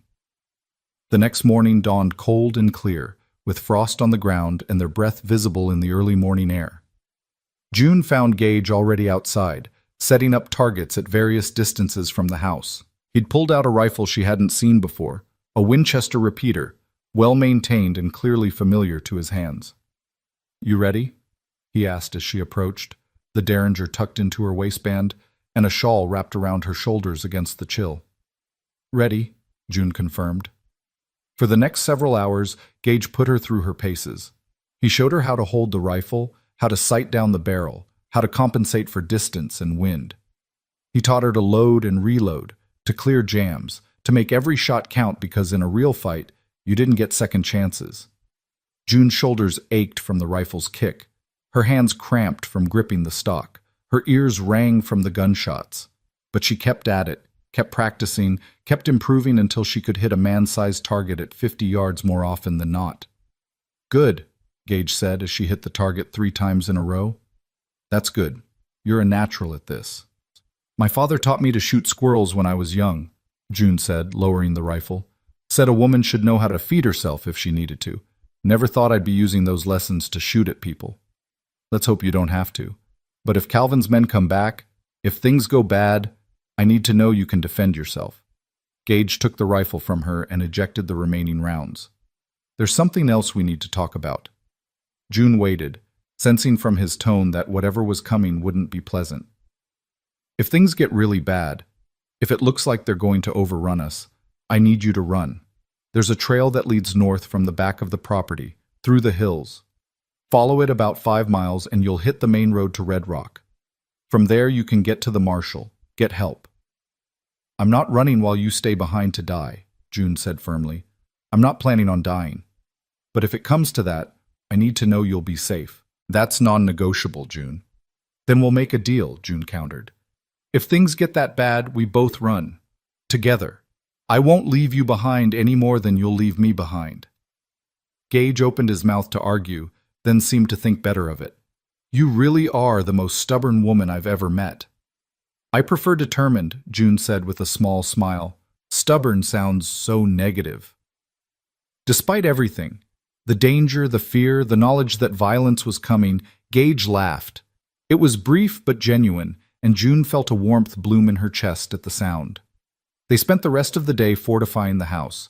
Gage moved furniture to create barriers, positioned weapons at strategic locations, and showed June the best angles for defending each room. He filled buckets with water, in case they try to burn us out, he explained grimly, and stocked the root cellar with supplies in case they needed to hole up for an extended period. As the sun began to set, painting the sky in shades of crimson and gold, June found herself on the porch with Gage, both of them exhausted from the day's preparations. They sat in the rocking chairs that had become their evening habit, not talking, just being present with each other in the fading light. "Do you think they'll come tonight?" June asked finally. "No. Dutch will report back to Calvin first, get his orders. We probably have a few days, maybe a week." Gage rocked slowly, his eyes scanning the horizon with the automatic vigilance of someone who'd spent years hunting and being hunted. "But they'll come. Calvin doesn't make idle threats." "What was he like? When you were hunting him, before everything happened? What kind of man is Calvin Briggs?" Gage was quiet for a long moment. Smart, careful, ruthless when he needs to be, but not needlessly cruel. He doesn't kill for pleasure. He kills because it serves a purpose, because it sends a message or removes an obstacle. In some ways, that makes him more dangerous than the men who just enjoy violence. He's calculating, strategic. "You sound like you almost respect him." "I respect his capabilities, not his choices." "There's a difference." Gage stopped rocking and leaned forward, his elbows on his knees. "Calvin could have been anything. He's smart enough to have been a businessman, a politician, maybe even a lawman. But he chose this life, chose to hurt people for profit. That's what makes him evil. Not that he's cruel or sadistic, but that he looked at all the things he could be and chose to be this." June absorbed this, thinking about her own encounters with evil. Blake Harker wasn't smart or strategic. He was just petty and mean, a small man exercising power over someone weaker because it made him feel strong. But Calvin Briggs sounded different. Sounded like the kind of enemy you couldn't defeat through simple courage or determination. "Are you afraid?" she asked. "Terrified," Gage admitted quietly. "Not for myself.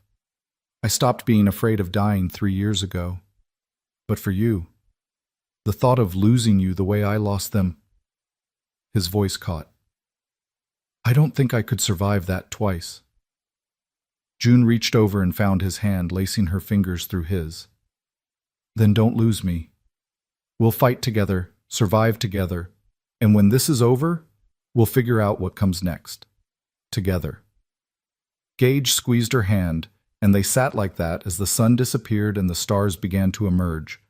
Two people bound by shared trauma and growing affection, preparing for a war neither had wanted, but both were determined to win.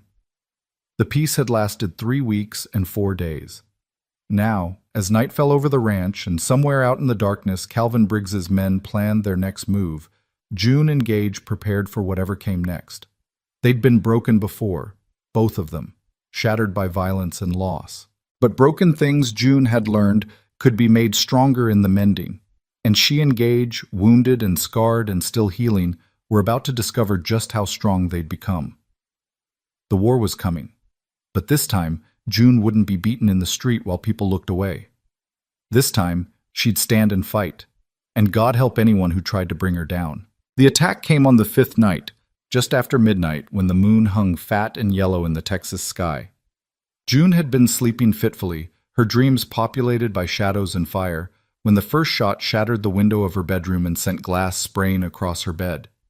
She was moving before her conscious mind caught up, rolling off the mattress and hitting the floor hard, her hand already reaching for the rifle Gage had positioned against the wall. "June!" Gage's voice bellowed from the main room. "Stay down! They're here!" More shots followed, a staccato rhythm of violence that punched holes through the wooden walls and sent splinters flying. June army-crawled to the doorway of her room, keeping below the level of the windows, her heart hammering so hard she could hear it over the gunfire. Through the doorway she could see Gage crouched behind the overturned table they'd positioned for exactly this purpose, his rifle already firing measured shots out the front window. "How many?" June called, having to shout to be heard over the cacophony. "At least 6, maybe more. They've got us surrounded." Gage fired again and June heard a scream from outside. One of the attackers hit, maybe killed. "Can you get to the back window?" June glanced to her right where the back wall of the house stood. The window Gage had fortified with shutters, now taking heavy fire. "Yes." "Go. Cover that side. Don't waste ammunition. Make every shot count." June moved in a crouch, keeping low, her rifle clutched to her chest. A bullet whined past her head so close she felt the air displacement, and she forced herself not to think about how close she'd just come to dying. There'd be time for fear later. Right now, she needed to fight. She reached the back window and carefully peered through a gap in the shutters. In the moonlight, she could see 3 men advancing on the house, using the barn and outbuildings as cover, firing as they moved. One of them was reloading, his attention focused on his weapon rather than the house.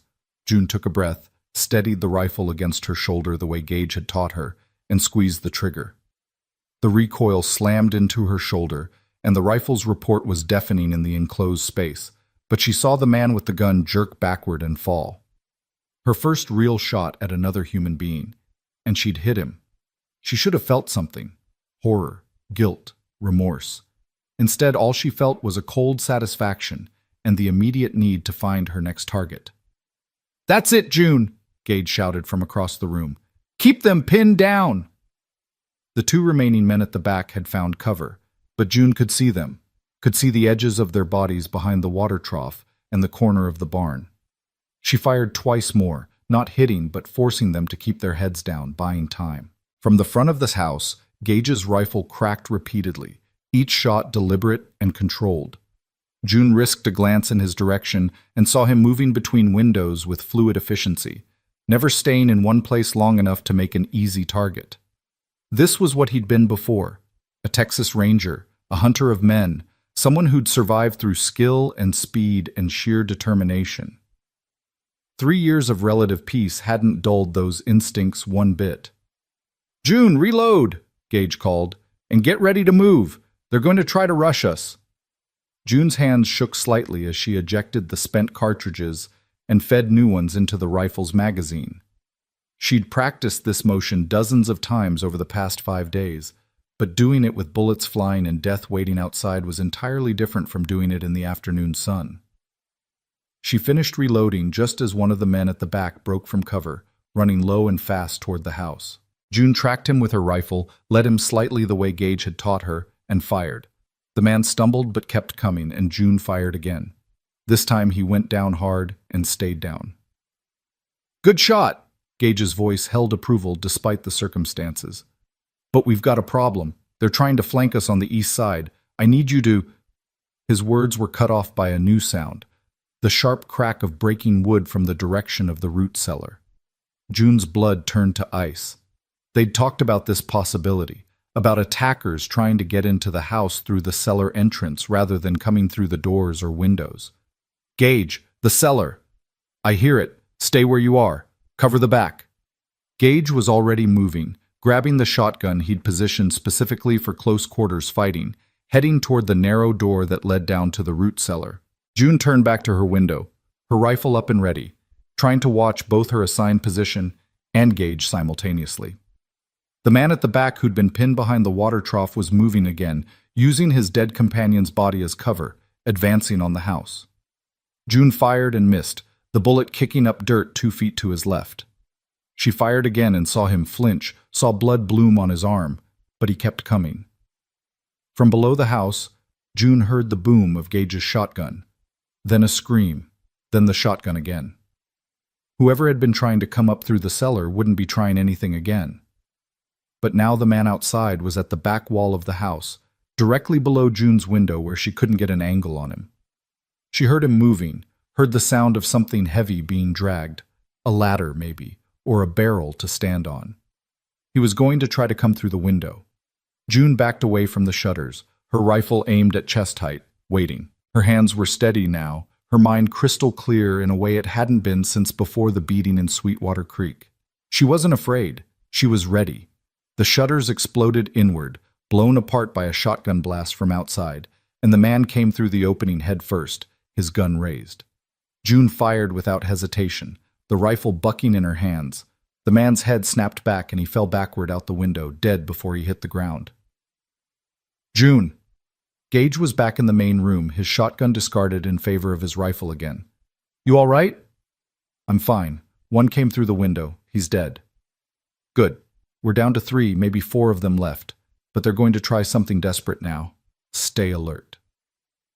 For several minutes, an eerie quiet descended over the ranch. The shooting had stopped, leaving only the sound of their own breathing and the occasional creak of the house settling. June kept her rifle trained on the back, watching for movement, while Gage covered the front. "What are they doing?" June asked quietly. "Regrouping, deciding whether to cut their losses and run, or—" Gage stopped suddenly, his entire body going rigid. "Oh, hell! June, get away from the walls, now!" June moved on instinct, not questioning, scrambling toward the center of the room where Gage was already positioning himself. A second later, she understood why. Smoke began seeping through the gaps in the walls, acrid and thick, followed by the first orange flickers of flame. "They're burning us out," Gage said grimly. "Must have doused the walls with lamp oil and set it. We've got maybe 5 minutes before this whole place goes up." June's mind flashed to Emma Walker, to the story Gage had told her about his first family burning alive in this very house. History was trying to repeat itself, and she could see the realization hitting Gage like a physical blow. "No," he breathed. "Not again. Not you." "We're not dying here," June said fiercely, grabbing his arm. "You hear me, Gage? We're not dying. What's the plan?" The touch and the words seemed to snap Gage back to himself. His jaw tightened and his eyes cleared, the momentary paralysis falling away. "The front door. We go out shooting, make for the barn. Horses are saddled. I did it earlier just in case. We mount up and ride hard for the North Trail. They'll be waiting for us. They'll shoot us the moment we step outside. Probably, but we die fighting or we die burning, and I know which one I prefer." Gage moved to the door, pressed his back against the wall beside it. "You ready?" June took a position on the other side of the door, her rifle held ready, and looked across at this man who'd saved her life, who'd given her a home, who'd become something she hadn't dared to name even in her own mind. "I'm with you, whatever happens." "Whatever happens," Gage echoed. "On 3. 1, 2, 3. He kicked the door open and they burst through together, rifles blazing. June saw muzzle flashes from behind the water trough, from the corner of the barn, from somewhere near the chicken coop. She fired at the flashes, not aiming carefully now, just trying to put enough lead in the air to make the attackers duck and give them a chance to reach cover. Something tugged at her skirt, a bullet passing through the fabric, and another whined past her ear. Beside her, Gage grunted in pain and stumbled, and June saw blood on his left arm, but he kept moving, kept firing, shepherding her toward the barn with his body positioned between her and the heaviest fire. They made it to the barn doorway and ducked inside, both breathing hard, and June got her first good look at Gage's wound. The bullet had carved a furrow along his upper arm, deep enough to bleed freely but not life-threatening. "I'm fine," he said before she could ask. "Just a graze. Get on Rosie, she's the steadiest under fire. I'll take Dust." June moved to the mare's stall, her hands shaking now that they had a moment's reprieve. Rosie nickered nervously, smelling the smoke and blood, but she stood steady as June mounted. Across the barn, Gage was already on Dust, his rifle in one hand, his injured arm clamped against his side. "When we go out, ride low and fast. Don't stop for anything. I'll be right behind you." Gage met her eyes. "If something happens to me—" "Nothing's going to happen to you." "June." "Nothing is going to happen to you," June repeated fiercely. "We're both getting out of this. We're both surviving. That's not negotiable." Despite everything, Gage smiled. "Yes, ma'am." More shots peppered the barn, and June heard men shouting outside, organizing, preparing for another assault. The house behind them was fully engulfed now, flames shooting up into the night sky, smoke billowing in black clouds. Everything Gage had built, destroyed again. But this time was different. This time the people inside weren't trapped and helpless. This time they were armed and angry and absolutely refusing to die. "Now!" Gage shouted, spurring Dust forward. They burst from the barn at a gallop, June leaning low over Rosie's neck, the mare's powerful muscles surging beneath her. Gunfire erupted from multiple directions, but they were moving too fast to make easy targets, and the shooters were backlit by the burning house, making them easier to see.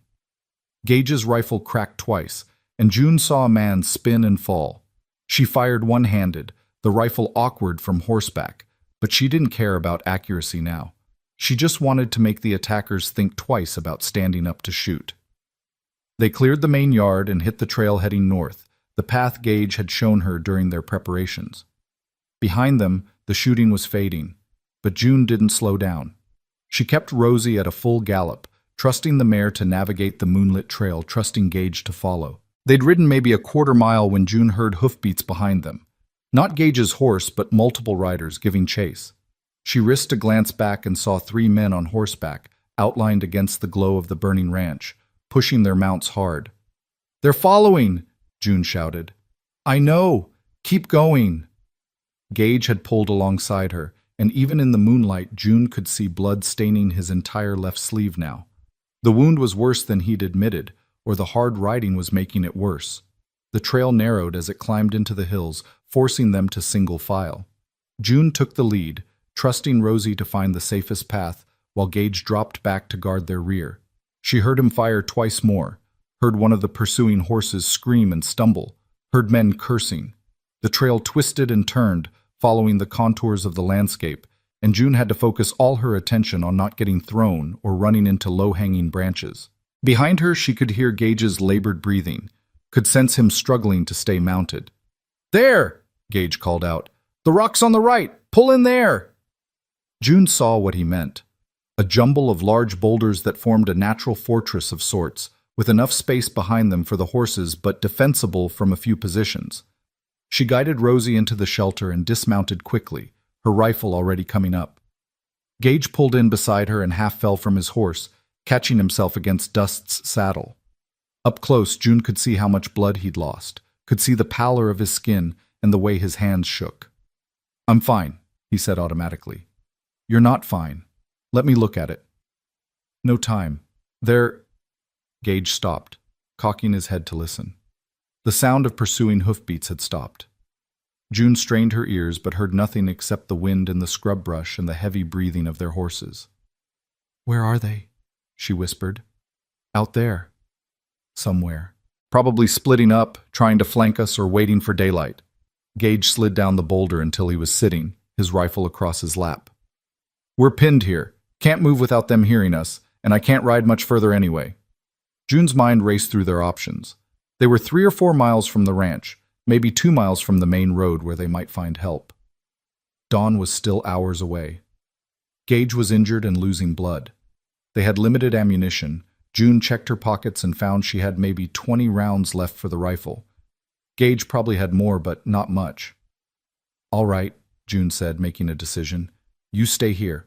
I'll go for help. Red Rock is—" "No." Gage's voice was firm despite his obvious pain. "You don't know the way well enough, and if they catch you alone, you're dead. We stay together. You need a doctor. That arm will keep for a few more hours.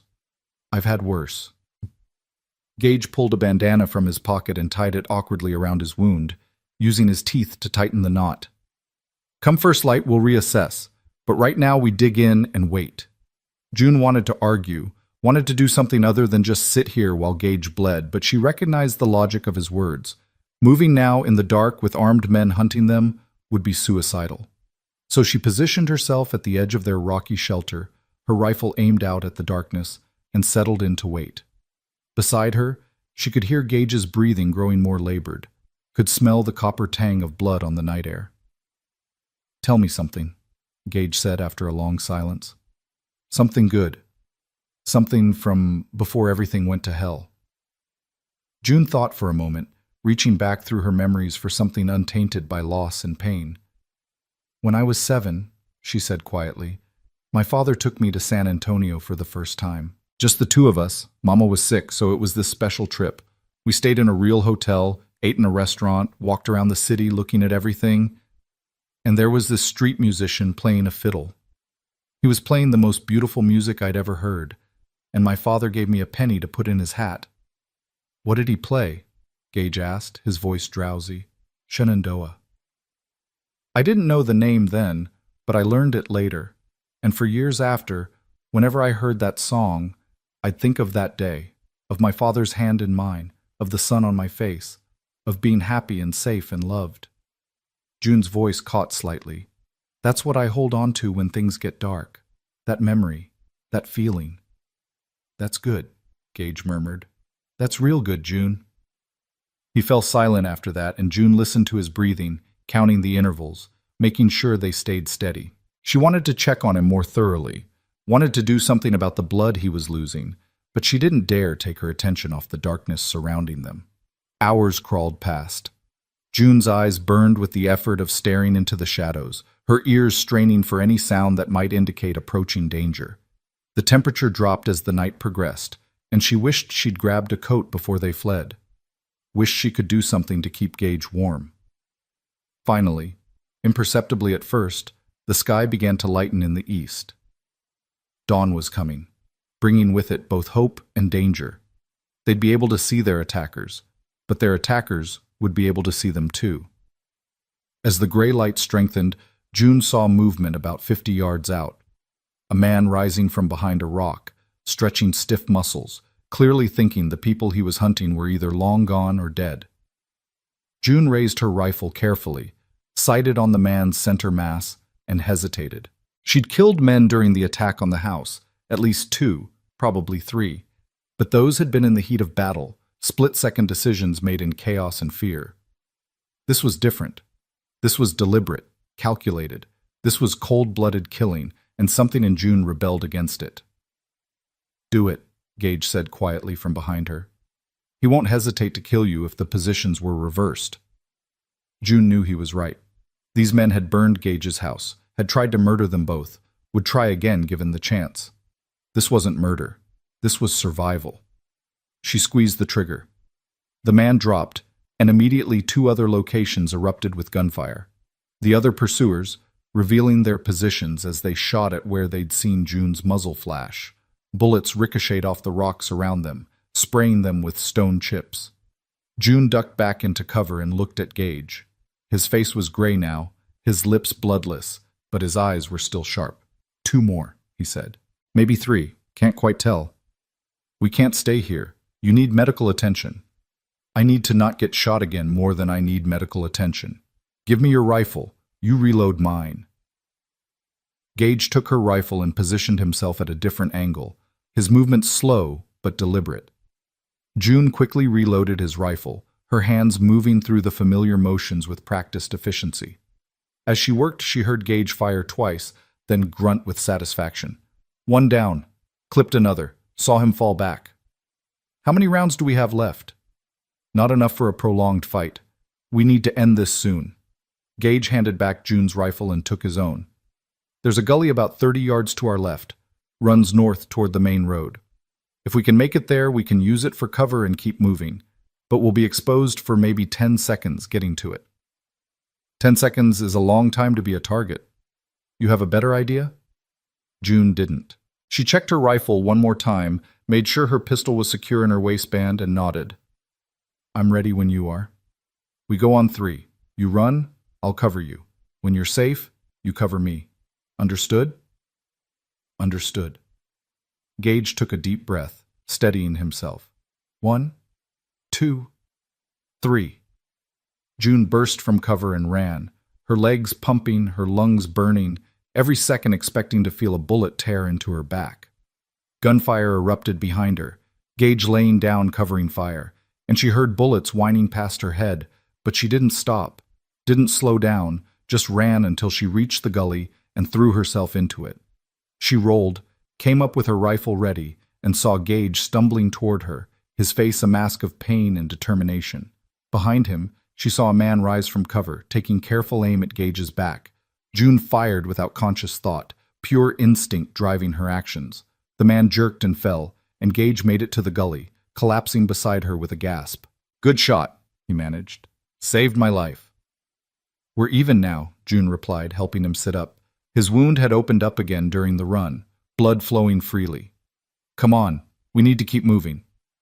They moved down the gully, using it as cover, stopping every few yards so Gage could rest. June kept her rifle ready, watching their back trail for pursuit, But after several minutes of seeing and hearing nothing, she began to hope that maybe they'd gotten away. They'd traveled perhaps half a mile when June heard the most beautiful sound she'd ever encountered, the jingle of harness and the rumble of wagon wheels on the main road, just ahead and above them. "Hello!" June shouted, climbing up out of the gully. "Help! We need help!" The wagon, a freight wagon heading east, pulled to a stop, and a grizzled teamster peered down at her with wide eyes. "Miss, you all right? You're covered in blood and—" "It's not my blood. My friend is injured. We were attacked. Please, we need to get to Red Rock, to a doctor." The teamster didn't ask questions. He climbed down and helped June get Gage up and into the wagon bed, then whipped his team into the fastest pace they could manage. June cradled Gage's head in her lap, pressing her hand against his wound to slow the bleeding, whispering reassurances she wasn't sure she believed. "Stay with me," she said. "You don't get to die after everything we've been through. You hear me, Gage Walker? You stay with me."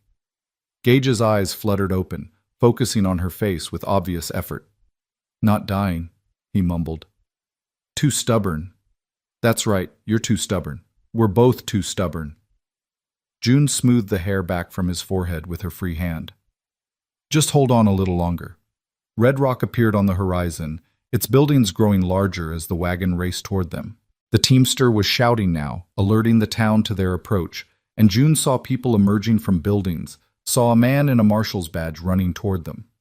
The wagon pulled up in front of a building with a sign reading, "Dr. Morrison, Physician and Surgeon," and suddenly there were hands helping her down, helping to carry Gage inside. A middle-aged man with wire-rimmed spectacles took one look at Gage and started barking orders. "Get him on the table. You boil water. You fetch my surgical kit. Miss, I need you to step outside while I work." "No," June said flatly. "I'm staying." The doctor looked ready to argue, but something in June's expression made him reconsider. "Fine, but stay out of my way." For the next hour, June stood against the wall and watched Dr. Morrison work to save Gage's life.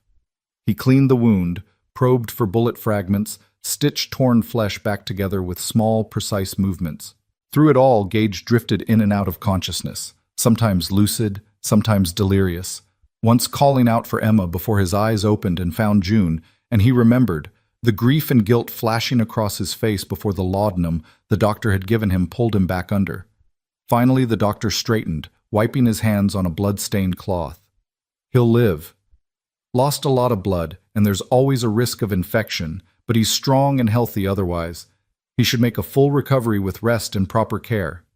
June felt her knees buckle with relief, and she caught herself against the wall.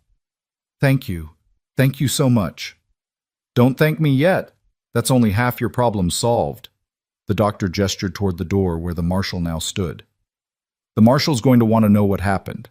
And from the looks of both of you, it's one hell of a story." June looked at the marshal, a lean man in his 50s with shrewd eyes and a no-nonsense expression, and straightened her spine. She'd survived a beating. She'd survived an attack. She'd killed men in defense of her life and Gage's. Whatever came next, she'd face it the same way she'd faced everything else. Standing up, fighting back, refusing to yield. "It is one hell of a story, Marshal," she said. "And you're going to want to hear every word of it. Because the man behind this, Calvin Briggs, he's not going to stop. Not unless someone stops him first." The marshal's eyes sharpened with interest. "Calvin Briggs. Now that's a name I haven't heard in a while. Come with me, miss. Let's talk about what happened, and then let's talk about what we're going to do about it." June sat across from Marshal Tom Hendricks in his small office, a cup of coffee growing cold in her hands, and told him everything. She started with Sweetwater Creek, with Blake Harker's fists and the dust in her mouth, and the good people who'd watched her nearly die. She told him about Gage pulling her from that street, about the ranch, about the visit from Dutch and the other men. She described the attack in detail, the fire, the shooting, the desperate flight through the darkness. And she told him about Calvin Briggs, about what he'd done to Gage's family 3 years ago, about why a man like that couldn't be allowed to keep hurting people. The marshal listened without interruption, his weathered face impassive, his fingers steepled beneath his chin. When June finally finished, he was quiet for a long moment, and she couldn't read his expression well enough to know whether he believed her or thought she was hysterical or simply didn't care. "Calvin Briggs," he finally said, the name heavy in his mouth. "Been looking for that son of a bitch for years. Rangers want him. Federal marshals want him. Hell, every lawman from here to New Mexico wants him. But he's like smoke. The minute you think you've got him pinned down, he slips away." "Then help us catch him," June said. "He sent men to kill us. They failed, but he'll try again. And next time maybe we won't be lucky enough to survive." "What makes you think I can do anything the Rangers couldn't?" "Because you're here and they're not. Because Gage knows Calvin better than anyone, spent years hunting him, knows how he thinks, knows his patterns. And because—" June leaned forward, holding the marshal's gaze. "Because if you don't help us, Gage is going to go after Calvin himself the moment he's healed enough to ride. And he'll either get himself killed or he'll kill Calvin outside the law. And either way, justice won't be served." Marshal Hendricks studied her for a long moment, and June saw something like respect flicker in his eyes. "You love him, Gage Walker." It wasn't a question, but June answered anyway. "Yes, I do. I didn't mean to, didn't plan on it, but yes. And I won't watch him throw his life away on revenge when there's a better way." "The better way being?" "We find Calvin. We bring him in alive. We make him stand trial for everything he's done, for Emma Walker and her children, for all the other people he's killed and hurt. We make him pay under the law instead of outside it." The marshal leaned back in his chair, which creaked under his weight. "That's a nice thought, miss. But men like Calvin Briggs don't go quietly. They don't surrender. They go down fighting, taking as many people with them as they can." "Then we make sure we're ready for the fight," June said firmly, "but we try it the right way first. We owe that to Gage. We owe it to everyone Calvin's hurt." Marshal Hendricks was quiet again, clearly weighing his options. Finally, he nodded. "All right, I'll wire the Rangers, let them know Calvin's active in this area. I'll deputize some men, form a posse. But I need something from you first." "What?" "I need you to convince Gage Walker to help us. Not to go off half-cocked on his own, but to work with us, use that knowledge he has to help us find Calvin and bring him in." The marshal's expression was grave. "Can you do that?" June thought about Gage, about the pain and rage and guilt that had been eating at him for 3 years. She thought about how he'd looked when Dutch mentioned his family, about the way his hands had shaken after telling June his story. Convincing him to work within the law instead of seeking personal vengeance was going to be like trying to redirect a river, possible maybe, but difficult and dangerous. "I'll try," she said. "That's all I can promise." "That'll have to be enough. Now go on back to the doctors. Your man's going to wake up soon and he'll want to see you." June stood, her body aching from the night's exertions, and made her way back to Dr. Morrison's surgery. She found Gage awake, propped up on pillows, his left arm heavily bandaged and held in a sling. His face was still pale, but his eyes were clear and focused when they found her in the doorway. "There you are," he said, his voice hoarse. "Thought maybe I'd dreamed you. Thought maybe you were—" "I'm fine. Not a scratch on me." June crossed to his bedside and took his good hand in both of hers. "You scared me, Gage Walker.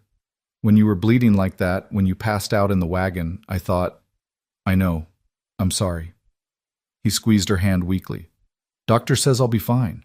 Couple weeks of rest and I'll be good as new." "A couple weeks if you actually rest, which, knowing you, is unlikely." Despite everything, Gage smiled. "You know me too well already. I know you well enough to know what you're thinking right now. You're thinking about Calvin Briggs, about going after him as soon as you can sit a horse."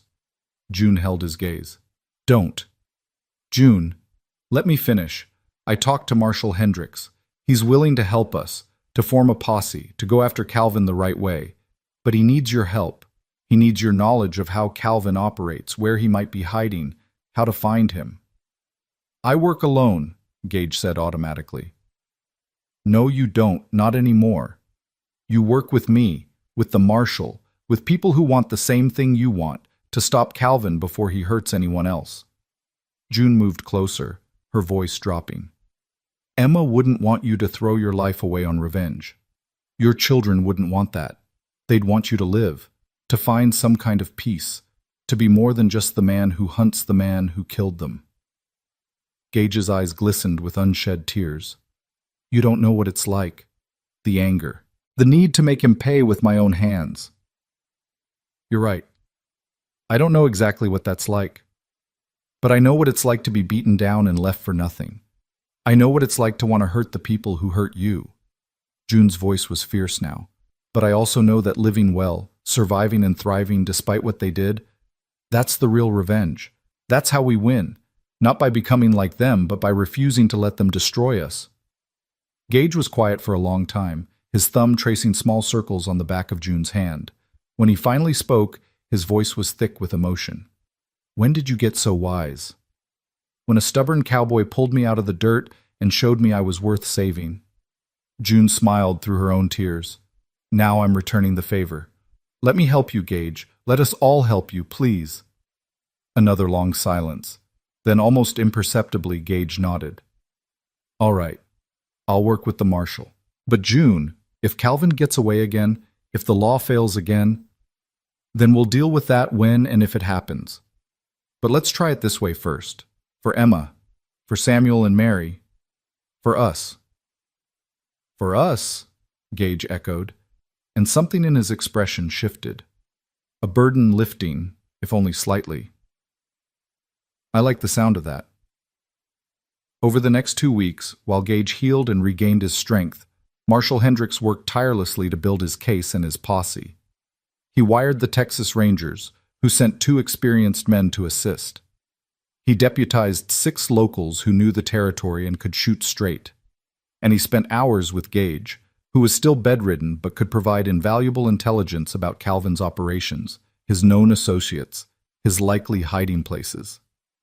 June stayed at Gage's side through all of it, sleeping in a chair beside his bed, bringing him meals, changing his bandages, and slowly, carefully, helping him come to terms with what they were about to attempt. She could see the war being fought inside him, the desire for personal vengeance battling against his growing acceptance that justice, real justice, might actually be possible if they did this right.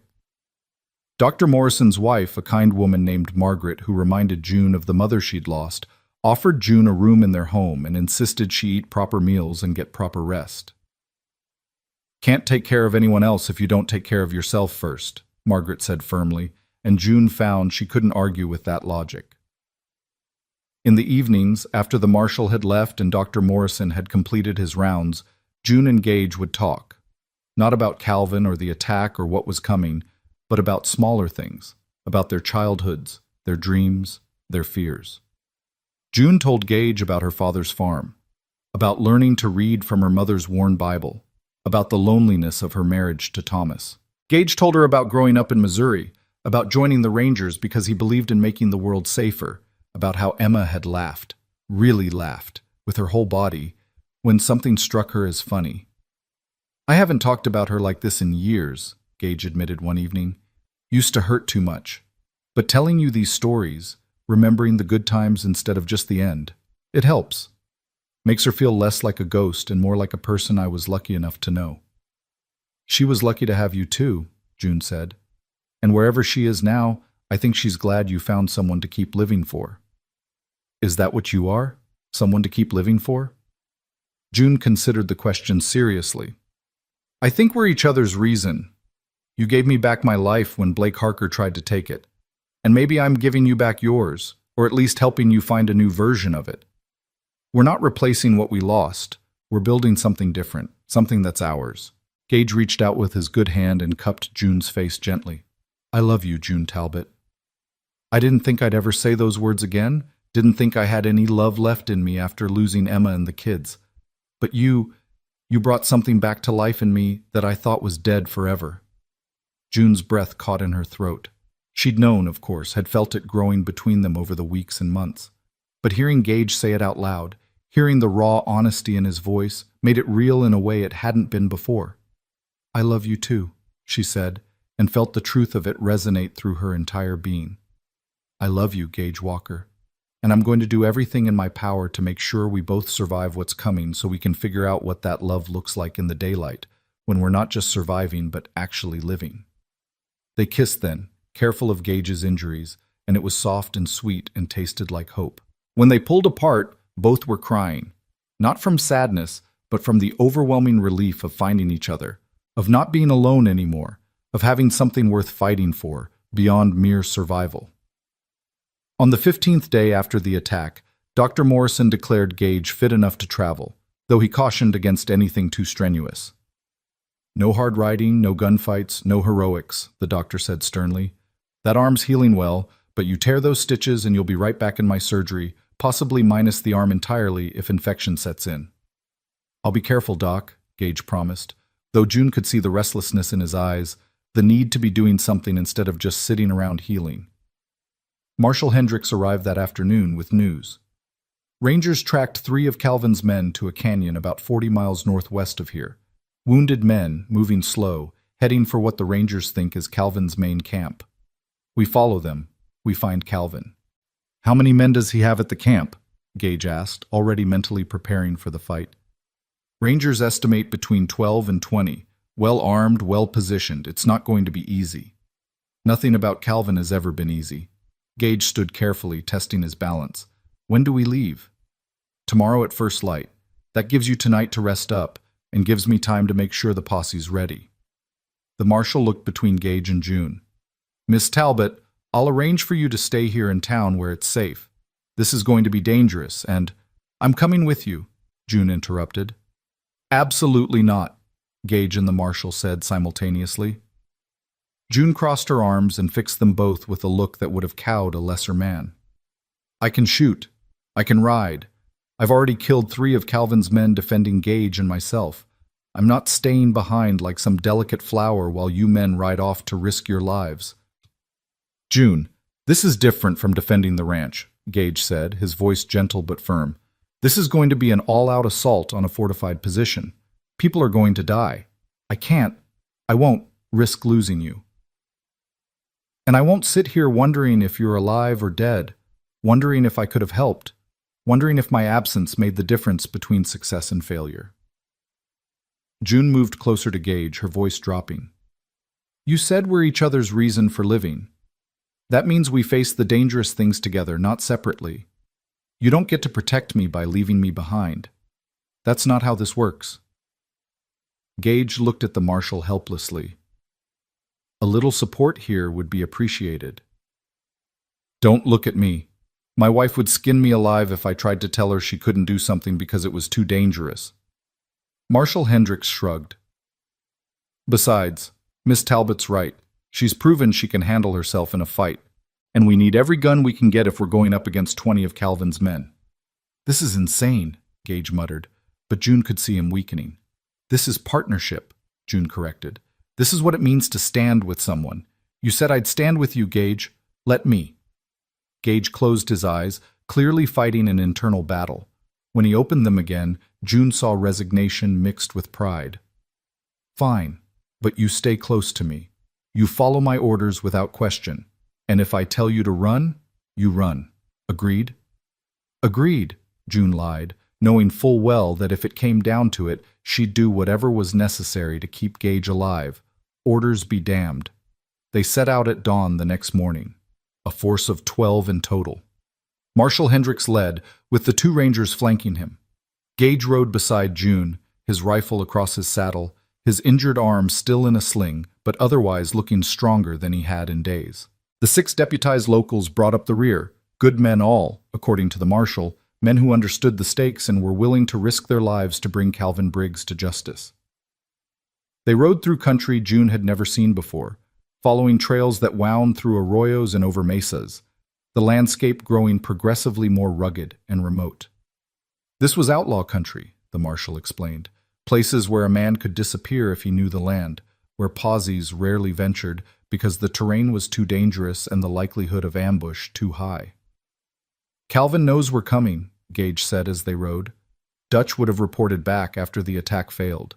Calvin knows we survived, knows we're likely coming for him. He'll be ready." "Then we'll be readier," Marshal Hendricks replied grimly. "Rangers are scouting ahead. They'll give us advanced warning if there are any surprises waiting." They made camp that night in a protected hollow, with guards posted and fires kept small. June sat with Gage away from the others, watching the stars emerge in the darkening sky, and tried not to think about what tomorrow might bring. Scared? Gage asked softly. Terrified, June admitted. But also, I don't know. Ready, I guess. Ready to finish this, one way or another. You don't have to go through with this. Even now you could turn back, head to Red Rock, wait for us there. I could, June agreed, but I won't. We're in this together, Gage, all the way to the end. Gage pulled her close with his good arm, and they sat like that until the stars filled the sky and the night grew cold, drawing strength from each other's presence, preparing themselves mentally for what the next day would bring. They reached the canyon just before noon. The rangers had done their work well. They'd identified the camp's location, counted the guards, mapped the approaches. Calvin had chosen his position carefully, June saw. The camp was in a box canyon with steep walls and only one entrance, easily defensible but also potentially a trap if they could block that entrance. Marshal Hendricks gathered the posse and laid out the plan. Half of us will approach from the front, make noise, draw their attention. The other half, including you, Gage, since you know Calvin by sight, will circle around and come in from above. There's a trail the rangers found that leads to the canyon rim. It's dangerous, but it gives us the high ground. And if Calvin tries to run, one of the deputies asked, then we make sure there's nowhere for him to run to. This ends today, one way or another. They split into two groups. June insisted on going with Gage's group, and after a brief argument that she won through sheer stubbornness, he relented. They left their horses with the deputies who would approach from the front and began the difficult climb up to the canyon rim. The trail was treacherous, little more than a goat path in places, with loose stones and steep drops that made June's heart pound. Gage moved carefully, his injured arm hampering his balance, and June stayed close, ready to catch him if he stumbled. Behind them, the two rangers and one of the deputies climbed in silence, their rifles slung across their backs, their eyes scanning for threats. It took them an hour to reach the rim, and by the time they did, June's legs were trembling with exertion, and her hands were scraped raw from grabbing at rocks for support. But they'd made it. Below them, perhaps 30 feet down, they could see Calvin's camp, rough shelters built against the canyon walls, a cooking fire burning, men moving around with the casual confidence of people who believed themselves safe. Gage lay flat on the rim and studied the camp through a small telescope, his jaw tight. I count 16 men. No, wait, 17. And there, his voice went hard. There's Calvin. June moved beside him and looked where he was pointing. She saw a man standing near the largest shelter, tall and lean, with dark hair going gray at the temples and an air of command even from this distance. He didn't look particularly evil or threatening, just a man, ordinary and human. But June knew better than to judge by appearances. Evil rarely looked the part. Below them, at the canyon entrance, June heard the sound of horses and shouting. The marshal's group had arrived, making themselves known, drawing Calvin's attention to the front, while Gage and his team prepared to attack from above. Get ready, Gage whispered. When the marshal gives the signal, 3 shots close together, we start shooting. Aim for the men with guns. Try not to hit the horses. And June, he looked at her, his eyes full of worry and love. Stay safe. You too, June replied, checking her rifle one final time. The signal came moments later, 3 rapid shots echoing off the canyon walls. Chaos erupted below as Calvin's men scrambled for weapons and cover, unsure where the attack was coming from. Gage's group opened fire from above, their elevated position giving them a devastating advantage. June aimed carefully and squeezed the trigger, saw a man drop, moved to the next target. The fight was brutal and fast. Calvin's men, caught between 2 forces and with nowhere to run, fought desperately. Some tried to surrender and were taken into custody by the marshal's group. Others fought to the death, preferring that to the hangman's noose they knew awaited them. Through it all, June kept shooting, kept moving, kept Gage in her peripheral vision. She saw him take down 3 men with 3 shots, saw the cold efficiency with which he fought, saw the years of ranger training and personal vendetta converging in this moment. And then she saw Calvin. He'd been trying to reach his horse, trying to escape in the confusion, and he was almost there when Gage shouted his name. "Calvin! Briggs!" The man turned, and even from 30 feet above, June could see his eyes widen with recognition. Calvin went for his gun, but Gage was faster. His shot hit Calvin in the shoulder, spinning him around and dropping him to the ground. Gage was on his feet immediately, climbing down the canyon wall with reckless speed despite his injured arm, and June followed without thinking, her heart in her throat. They reached the canyon floor just as Calvin was struggling to his feet, his gun lost somewhere in the dirt, blood streaming from his shoulder. Gage walked toward him slowly, deliberately, his rifle pointed at Calvin's chest. The other fighting had stopped. The last of Calvin's men either dead or surrendered, and everyone in the canyon watched as these two men, hunter and hunted for so many years, finally came face to face. "It's over, Calvin," Gage said, his voice eerily calm. "No more running, no more killing. It's over." Calvin laughed, the sound wet and pained. "Is it? You going to kill me, Walker? Going to avenge your pretty little family? Go ahead. Pull the trigger. Prove you're just like me." June saw Gage's finger tighten on the trigger, saw the war being fought across his face. This was the moment he'd been living for, the moment he'd dreamed about during 3 years of grief and rage. All he had to do was squeeze a little harder, and Calvin Briggs would be dead, his family avenged, justice served. But Gage's hand was shaking. His breath was coming in gasps. And June realized with sudden clarity that he couldn't do it, couldn't make that final choice, couldn't cross that line between justice and murder. She moved to his side and gently placed her hand over his on the rifle, lowering it slowly. "Don't," she said softly. "Don't give him that. Don't become what he is." "He killed them," Gage whispered, his voice breaking. "Emma, Samuel, Mary, he burned them alive." "I know, and he'll pay for that. He'll stand trial, he'll be convicted, he'll hang.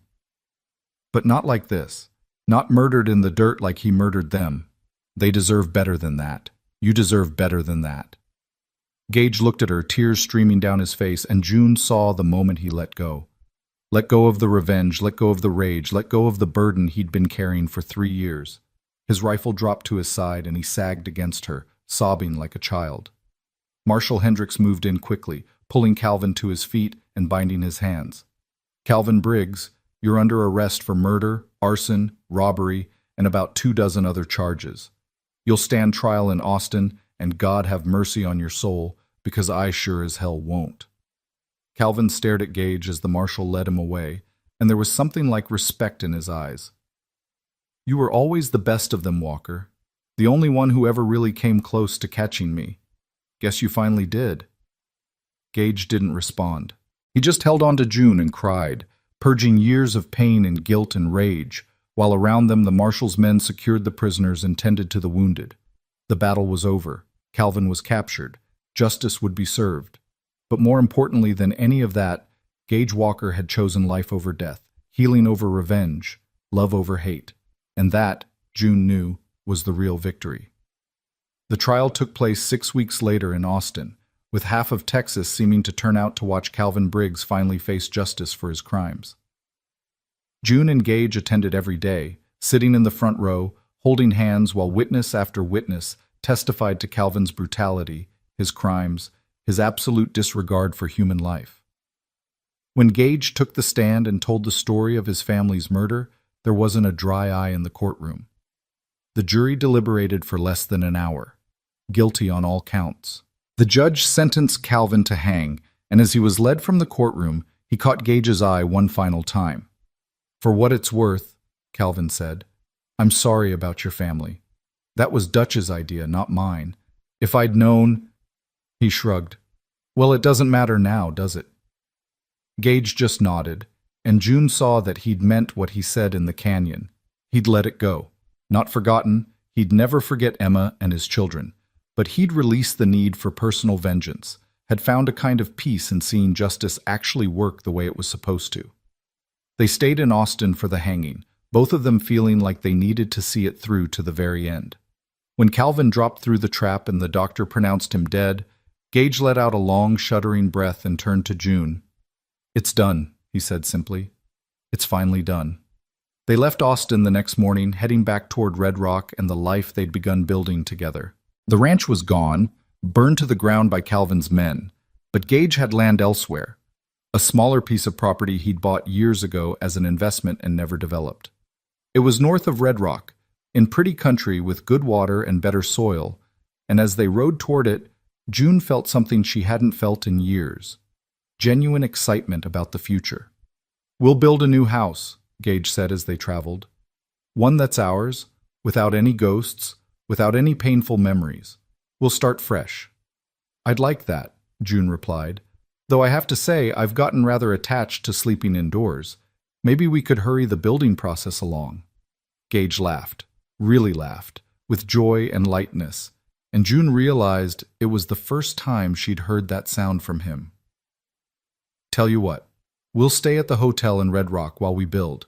That way you'll have a real bed and 4 solid walls, and I'll have you close by while I'm working. Deal?" "Deal. Though I should warn you, I intend to help with the building. I'm not sitting around in town being decorative while you do all the work." "I wouldn't dream of trying to stop you. You're the most stubborn woman I've ever met, remember?" "Determined," June corrected with a smile. "The word is determined." They reached the property 3 days later, and June fell in love with it immediately. The land rolled gently, with a creek running through the southern section and a stand of old oak trees that would provide shade and beauty. There was already a small barn on the property, in better shape than the one that had burned, and the foundation for a house had been laid years ago, but never built on. "We can use this foundation," Gage said, examining it critically. "Save us some time and work. If we push hard and the weather cooperates, we could have walls up before winter." They spent the next 4 months living in Red Rock and building their house. True to her word, June worked alongside Gage every day, sawing boards, hammering nails, laying stones for the fireplace. Margaret Morrison taught her about plastering and finishing, while Gage handled the heavy timber work with help from some of the deputies who'd ridden with them against Calvin. As the house took shape, so did their relationship. They worked out the rhythms of living together, of compromise and collaboration, of building something that belonged to both of them equally. Gage taught June to read the land, to understand weather patterns and soil quality. June taught Gage to laugh again, to find joy in small moments, to accept that moving forward didn't mean forgetting the past. On a crisp November afternoon, with the first hints of winter in the air and the house finally complete, Gage and June stood on their new front porch and surveyed what they'd built together. The house wasn't fancy, just a simple structure of wood and stone, but it was solid and true and theirs. "What do you think?" Gage asked. "I think it's perfect," June replied honestly. "I think it's exactly what we both needed." Gage turned to her, his expression serious. "June Talbot, I've been meaning to ask you something. Probably should have asked weeks ago, but I wanted to wait until the house was done, until we had something solid to build a life around." June's heart began to race. "Ask me what?" "Will you marry me? Will you be my wife, stand with me, build a life with me in this house we've made together?" Gage pulled a simple gold band from his pocket. "I know I come with baggage and ghosts and a past that's complicated. I know I'm not easy, but I love you more than I thought I'd ever love anyone again. And I want to spend whatever time I have left making you happy." June felt tears spring to her eyes, but they were happy tears, joyful tears, tears of absolute certainty. "Yes," she said, her voice strong and clear. "Yes, I'll marry you, Gage Walker. I'll stand with you, build with you, love you for however long we both shall live." Gage slipped the ring onto her finger and kissed her, and it was everything a kiss should be, sweet and passionate and full of promise. When they pulled apart, both were crying and laughing at the same time, overwhelmed by the sheer improbability of finding each other, of surviving everything that had tried to break them, of standing here together on this porch they'd built with their own hands. They were married a week later in a simple ceremony at the church in Red Rock, with Marshall Hendricks giving June away and Dr. and Mrs. Morrison standing as witnesses. June wore a dress Margaret had helped her make, simple blue calico that made her eyes shine. Gage wore his best clothes and looked nervous and happy and more alive than June had ever seen him. When the preacher pronounced them husband and wife, when Gage kissed her in front of God and everyone, June felt a completeness she'd never known before. She wasn't just Mrs. Walker now, she was June Walker, partner and equal, a woman who'd been beaten down but had risen again, who'd found love in the aftermath of violence, who'd proven that broken things could indeed be made stronger in the mending. That night, in their new house with a fire crackling in the hearth and the Texas stars shining through the window, Gage held June close and whispered, "Thank you." "For what?" June asked, drowsy and content. "For saving me, for refusing to let me destroy myself with revenge, for showing me that there's life after loss, love after grief." He kissed the top of her head. "For standing with me." "Always," June promised. "I'll always stand with you." The years that followed were good ones, better than either of them had dared to hope for. They built a successful ranch together, raising horses and cattle, working side by side in all things. June discovered she had a gift for training horses, and word spread until people were bringing their animals from counties away for her to work with. Gage proved to be an excellent rancher, combining the discipline he'd learned as a ranger with a genuine care for the land and animals. In the spring of their third year together, June gave birth to a daughter they named Emma Rose, after Gage's first wife and in honor of new beginnings. 2 years later, a son arrived, Thomas Samuel, named for both their pasts but looking firmly toward the future. The children grew up strong and loved, never knowing hunger or fear or the casual cruelty June had endured as a child. Gage proved to be a wonderful father, patient and kind, determined to give his children the security and love that Emma, Samuel, and Mary had been denied. He told them stories about their older siblings, keeping their memory alive without letting grief overshadow joy. And sometimes, in the evenings, he'd pull out the photograph that now hung in the main room, Emma and the children, young and happy, and tell his new family about the people who'd come before. "They're part of our story," he'd explained to little Emma Rose when she asked about the people in the picture. "They loved and were loved, and that love doesn't just disappear when people die. It stays, becomes part of everything that comes after. You and your brother are here because of them, in a way. Their loss led me to your mother, and your mother led me back to life." June would watch these moments with tears in her eyes, grateful beyond measure that Gage had found a way to honor his past while fully embracing his present. The ghosts were still there, they'd always be there, but they were gentle ghosts now, reminders of love rather than sources of pain. Sometimes, when visitors came to the ranch, they'd ask how Gage and June met. The answer was always the same, simple and true. She was on the ground, I picked her up, and she never fell again. It wasn't the whole story, of course. It left out the violence and the fear, the burning house and the desperate flight, the final confrontation with Calvin Briggs, and the choice to seek justice instead of revenge. But it captured the essential truth of their relationship. Two broken people who'd found each other in the midst of darkness and chosen to build something bright. On their 10th anniversary, June and Gage stood on that same front porch where he'd proposed, watching their children play in the yard, and reflected on how far they'd come. "Do you ever regret it?" June asked. "Pulling me from that street in Sweetwater Creek? Your life would have been simpler without me." Gage looked at her like she'd lost her mind. "Simpler, maybe, but also empty, meaningless, dead in all the ways that matter. You didn't complicate my life, June. You saved it. You saved, just like I saved yours." "We saved each other," June corrected, leaning into his embrace. "That's what people who love each other do." From inside the house, they heard Emma Rose calling that dinner was ready, her voice bright with childhood innocence.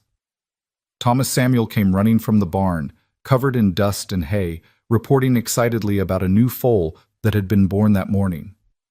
The evening stretched before them, full of family and warmth and the comfortable routines of a life well lived. June thought back to that day in Sweetwater Creek, to lying in the dust and believing she was going to die alone and forgotten. She thought about Blake Harker's boots and fists, about the faces of people who'd watched and done nothing, about how close she'd come to simply giving up. And then she thought about the sound of hoofbeats, about storm cloud eyes and gentle hands, about a voice saying, "You'll stand with me," and meaning it in ways neither of them had fully understood yet. That day had been the worst of her life and the beginning of her salvation. The beating had broken her, but the breaking had led her here, to this porch, this man, this family, this life. She'd been beaten down, but she'd risen. She'd been left for dead, but she'd survived. She'd lost everything, but she'd found something better. The sun was setting now, painting the Texas sky in shades of orange and pink and gold.